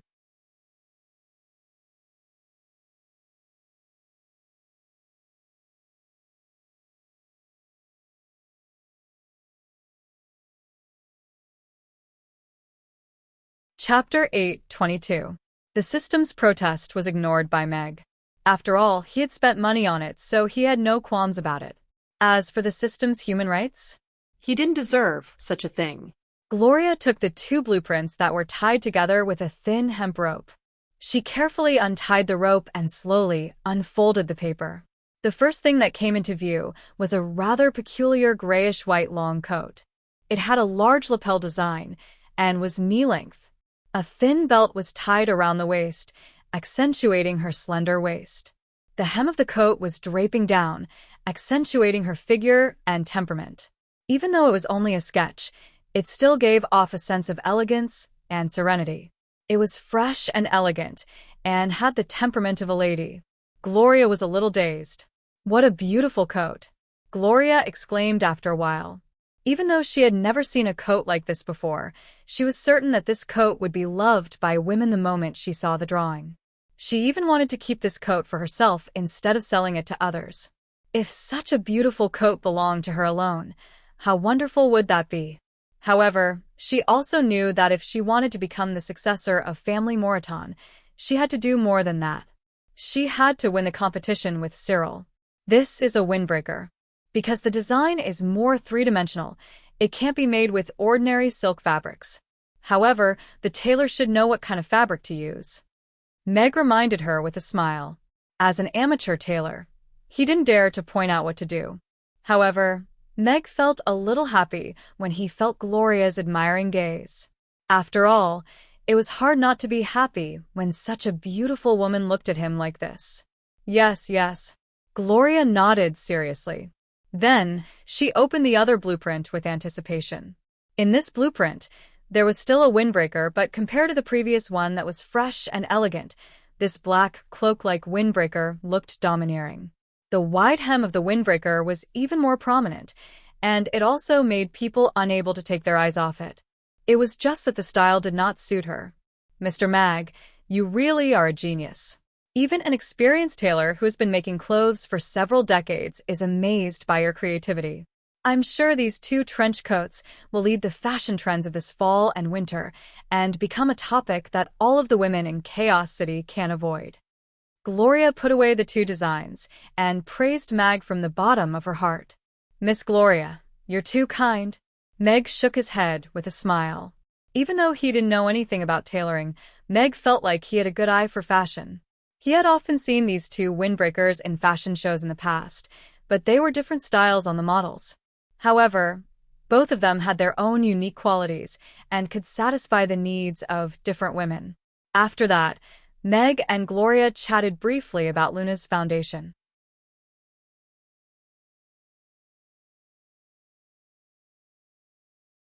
Gloria had promised to donate 10% of the profits from the suede textile shop to the textile shop, while Meg had also promised to donate 10% of the profits from the ice cream shop. However, Meg had been quite busy recently, so he hadn't really done anything yet. Gloria looked at Meg and said, "I've already asked the finance department to make preparations for the donation. I plan to make a tally of the profits for the month before making the donation. After that, I'll make the donation on a quarterly basis. Due to the fact that this is a special fund for clothing, I personally prefer to use this fund to make clothes for children. I hope this money can be put to good use." Meg nodded in response. "That's very thoughtful of you. I'm also planning to do the same so that it'll be easier for me to tally the donations every quarter." "Thank you for your blueprints, Mr. Meg. I have to go back and get them to find a suitable place for tailoring. I'll be taking my leave now." Gloria rose to her feet and bade farewell to Meg. A smile appeared on Meg's face as he looked at the departing horse-drawn carriage. Perhaps this young mistress would also become an outstanding businesswoman in the future. Meg took a sip of water and was just about to rise to his feet when another black horse-drawn carriage drove toward the restaurant. It stopped in front of the restaurant, and Miss Hill emerged from the carriage in a red dress. She stood on the shaft of the carriage and looked down at Meg with a smile. "Long time no see, Mr. Meg. How have you been, Miss Hills?" Meg also looked at Miss Hill with a smile. Compared to Gloria, who was a little white flower that had just entered the business world, this Miss Hill was a thorny rose that had been through many trials and tribulations. Even he felt as if he had met his match. Miss Hill alighted from the horse-drawn carriage and sat down in front of Meg with a smile. "I heard that King Andre had offered you an offer that was difficult for most people to refuse. I was very worried about you for a long time, but I'm relieved to hear that you've returned to Chaos City.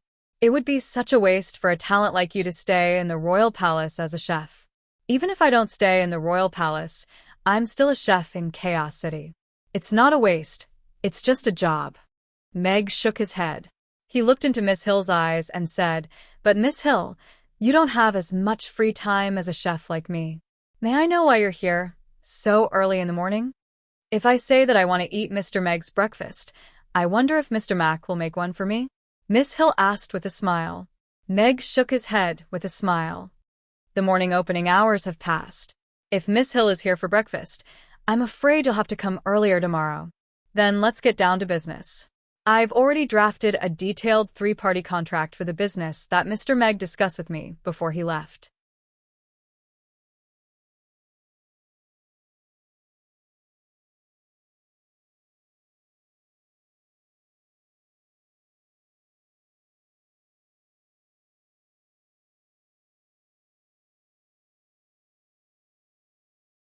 At the same time, Buffett Banks has set up an independent steam division to conduct comprehensive research and promotion of steam engines and steam locomotives. The City Lord's Castle has also set up a new secret division to work with the steam division.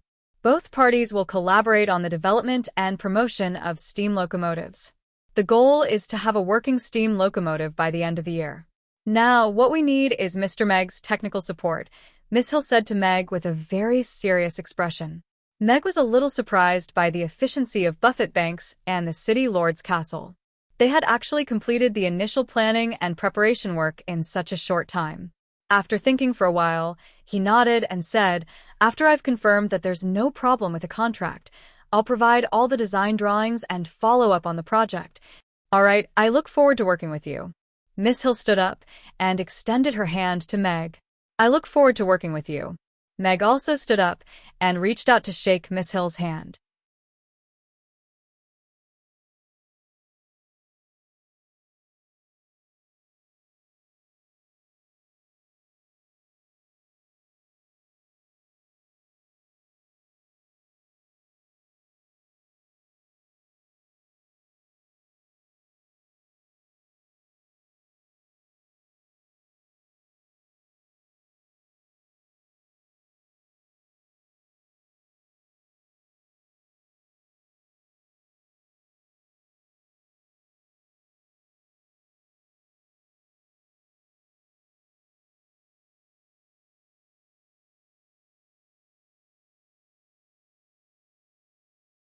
Chapter 8:23. The wind forest was filled with lush greenery, and all types of birds were flying through the forest. This forest was known as the Norland's Eye and was widely acknowledged to be the most ancient and beautiful forest on the continent.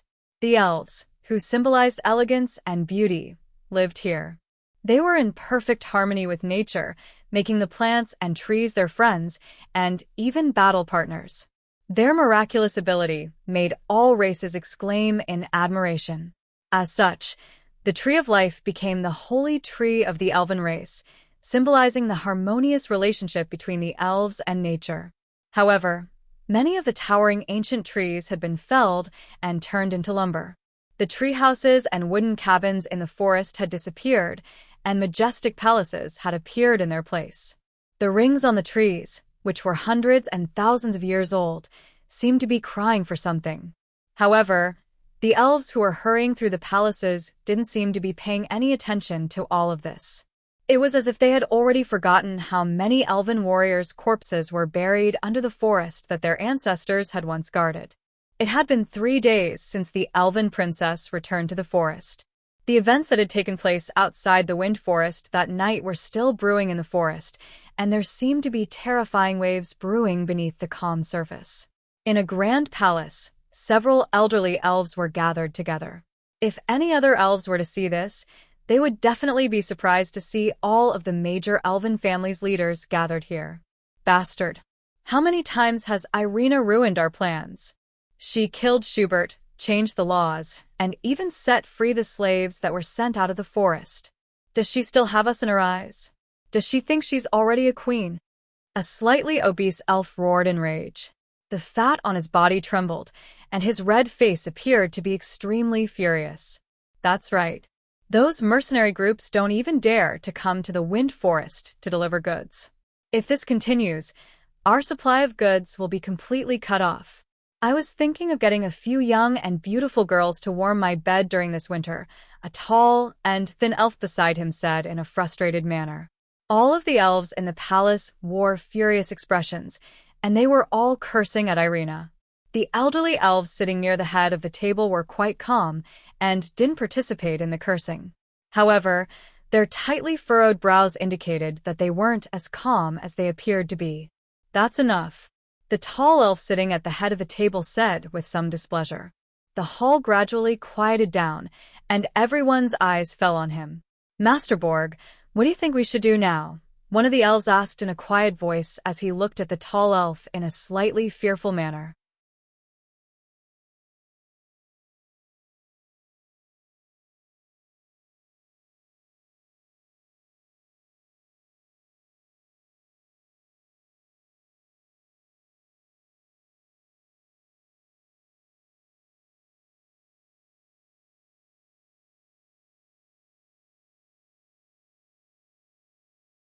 Borg Kelt was the Grand Elder of the Segget family, as well as the #1 war god of the elven race. He had led the elven warriors to many victories during the war among species, and his prestige among the elven warriors was second only to that of the elven queen. In the hearts of his personal guards, Borg Kelt was paramount. There were rumors that his strength was close to that of the elven queen, and he was known as the #1 warrior of the elven race. There were also rumors that the queen had been severely injured during the war and had spent most of her time in seclusion. Her injuries had most likely worsened, and Borg was most likely the most powerful being in the elven race. The elven queen was hereditary, and Irina had always been regarded as the successor of the elven queen. However, Irina was very aggressive, and she was extremely displeased with the elven system, so she was constantly trying to change everything. This made all of the elves who were enjoying their current status quite uneasy, but in the face of Irina's fearsome aptitude and the elven queen's indulgence, no one dared to do anything. 3 years ago, she had given birth to Alex's child, and that scandal had given rise to some other ideas among the elves. Some elves were trying to elect a purer elven princess to inherit the throne, such as Helena and her branch of elves. They were constantly searching for suitable elves to become the successor. However, some elves began to develop other ideas as they looked at Borg. Borg was only around 600 years old, and given the elves' long lifespans of over 1,000 years, nothing would have to change if he were to become the elven king. In fact, they would be able to do whatever they wanted. The Set family was the most powerful family in the elven race, and they received the most elven slaves each year. Borg also liked to select slaves himself, and it was said that the Set family had to dispose of the corpse of an elven maiden every day. Borg cast his gaze toward all of the elves and said in a grim voice, "Irina's actions have already threatened our system and threatened our rule. If we can't repress her, things like this will only continue to happen, and they will only become more and more frequent. When that time comes, the forests that we've fought so hard to protect and the families that we've built will be completely destroyed, and our loved ones will be plunged into endless pain again." All of the elves' auras gradually became heavier as flames of fury burned in their eyes. "We must protect our system with our lives. One of the elves gritted his teeth. Irina is not a law-abiding princess. She gave birth to a child with a human, killed the mercenary squad that we hired, and released the traitor that we went to great lengths to capture. Her actions have already endangered the very existence of our family, and this is something that cannot be tolerated. Hence, we have to do something about it.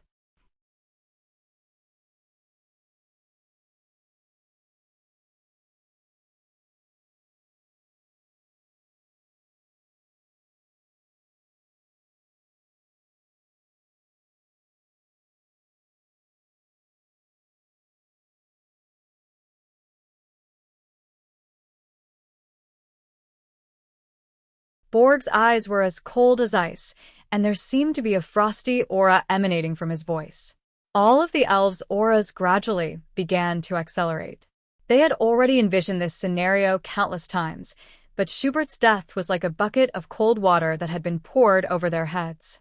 However, now that Borg had stepped forward and decided to target Irina, the flames in their hearts were reignited once again.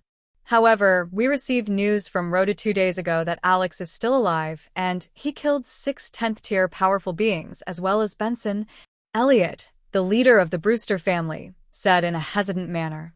His words were like a bucket of cold water that extinguished the flames that had just been ignited within all of the elves, and a hint of panic appeared on all of their faces.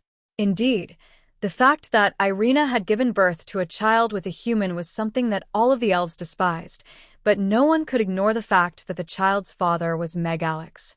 This man had been deemed dead 3 years ago, but he had reappeared 2 days ago. On top of that, he had slain several 10th-tier powerful beings, including the spatial demon Patriarch Benson, and announced the return of the most fearsome man on the Norland continent. Seeing as Alex was still alive and had saved Irina 2 days ago, no one knew if he would appear in the Wind Forest if they chose to target Irina now. The entire palace fell silent as all of the elves turned to Borg again.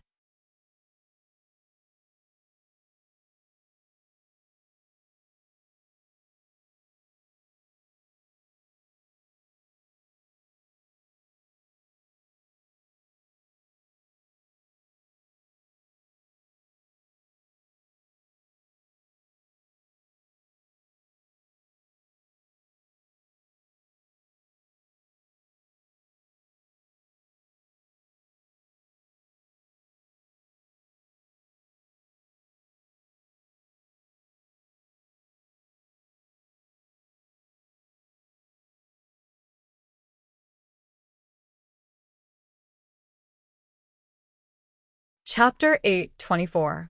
Alex isn't all that scary. Even if he's still alive, he won't affect any of our decisions and plans.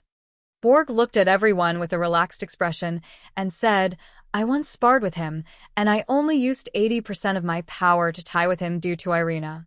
He was severely wounded 3 years ago, but he didn't die, so he's most likely not as powerful as he was back then. He's just a paper tiger. Master Borg is the war god of our elven race, and that Alex is only a human in his 30s. There's no way he can compare with Master Borg. So Master Borg was purposely going easy on him back then, allowing him to strut around with his invincible title for so many years. That guy really is shameless. All of the elves' eyes lit up, and they began to praise Borg. However, there were also a few elves who had doubts in their eyes. Didn't Borg use his full power during that battle? But Alex was clearly the one who was more relaxed at the time. Elliot was looking at Borg with a confused expression. He was one of the bystanders who had witnessed the battle between Borg and Alex. Alex's power had left a deep impression on him, and he was even a little perplexed as to why that battle had ended in a draw. Vincent, the leader of the Bybili family, also had a hint of doubt in his eyes, but his expression remained unchanged as he praised Borg along with all of the other elves. Borg raised a hand to silence everyone before turning to everyone and said in a grim voice, Schubert and Colby were killed by Irina for no reason at all. Even though she's the princess of the elven race, the goddess of life will definitely condemn her for taking the lives of her brethren with such brutality. I've decided to propose to the panel of elders that Irina be deposed from her position as princess during the ceremony in 3 days, and that she pay the price for her actions. The entire hall fell silent for a while before an elf raised his arm and yelled, "Depose Irina from her position as princess. Avenge Schubert and Colby. Depose Irina from her position as princess. We're going to vote for this at the panel of elders." All of the other elves also raised their hands and yelled with frenzied expressions in their eyes. Depose Irina from her position as princess, then depose her as princess, and they would finally be able to put an end to this period of unrest. Elliot remained silent the entire time. He looked at the elves in the palace, who were all in a frenzy, with a complicated expression on his face. These elves had absolute authority in their respective families. Their decisions meant their family's decisions. An event that could shake the entire elven race was about to happen. He couldn't tell if this was a good or bad time for the elves. If Irina was removed from her position as the princess, and Borg didn't want to become the king of the elves, then Sally would very likely become the new elven princess, which was a good thing for the Brewster family.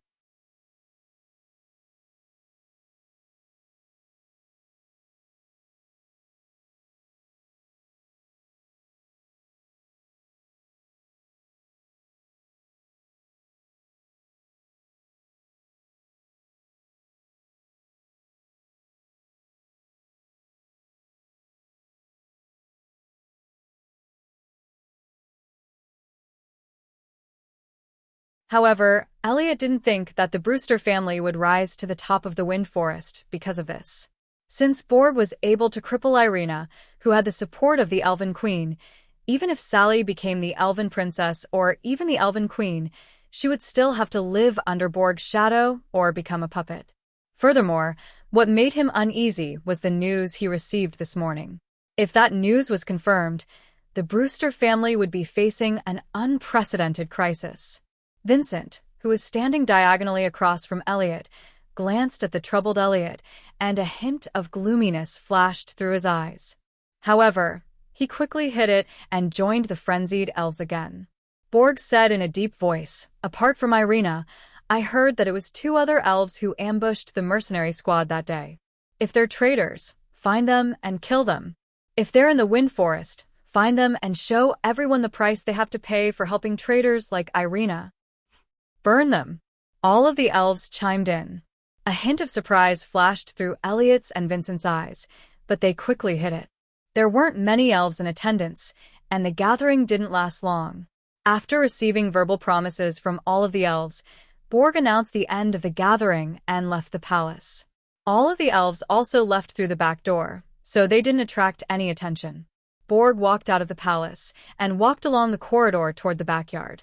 Boris Kelt quickly followed along beside Borg, and an excited expression appeared on his face as he said, "Father, did you really only use 80% of your power to tie with Alex during that battle?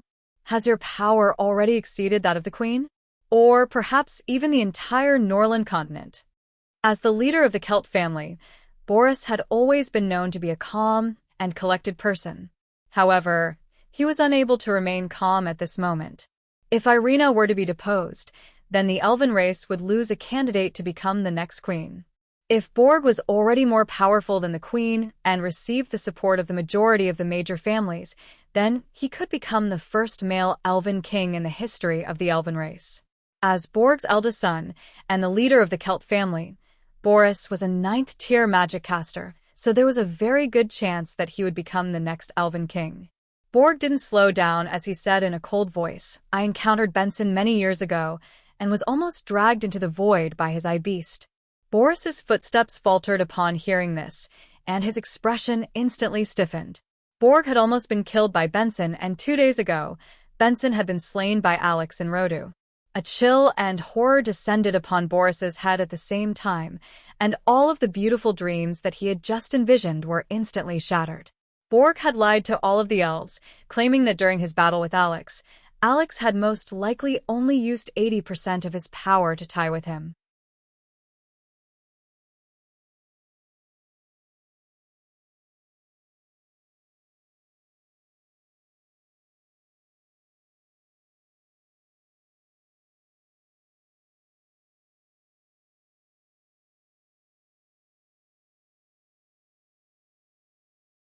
After a brief moment of absent-mindedness, Boris came to his senses and hurriedly caught up to Borg with a panicked expression as he said, "Father, if we attack Princess Irina and Alex comes to find us, what should we do?" Borg suddenly stopped in his tracks and looked into Boris's panicked eyes as he said in a grim voice, "Would you be willing to give up everything you have now and return to that cramped treehouse where you hunt and gather wild fruits every day?" Boris faltered upon hearing this.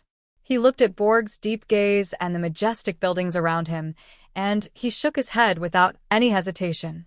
However, he was still a little hesitant as he said, but Borg cut him off with a cold smile as he said, "Irina wants to overthrow the entire system, and everything that you're currently enjoying comes from this system. If she doesn't get rid of you, you could be the next one to die, and you'll never be able to ascend to the highest throne. I may not have been able to defeat Alex 4 years ago, but now—" Borg extended his right hand, and a ball of grayish-white flames erupted from his palm, emanating a bone-chilling aura of death that struck fear into the hearts of onlookers. You're tuning in to the Romance Rendezvous YouTube channel. We're so grateful for your support, and don't forget to subscribe to join us on this incredible journey through captivating stories. Your generosity through donations truly makes a world of difference, as it's the primary source of revenue that allows me to expand and enhance this channel for you.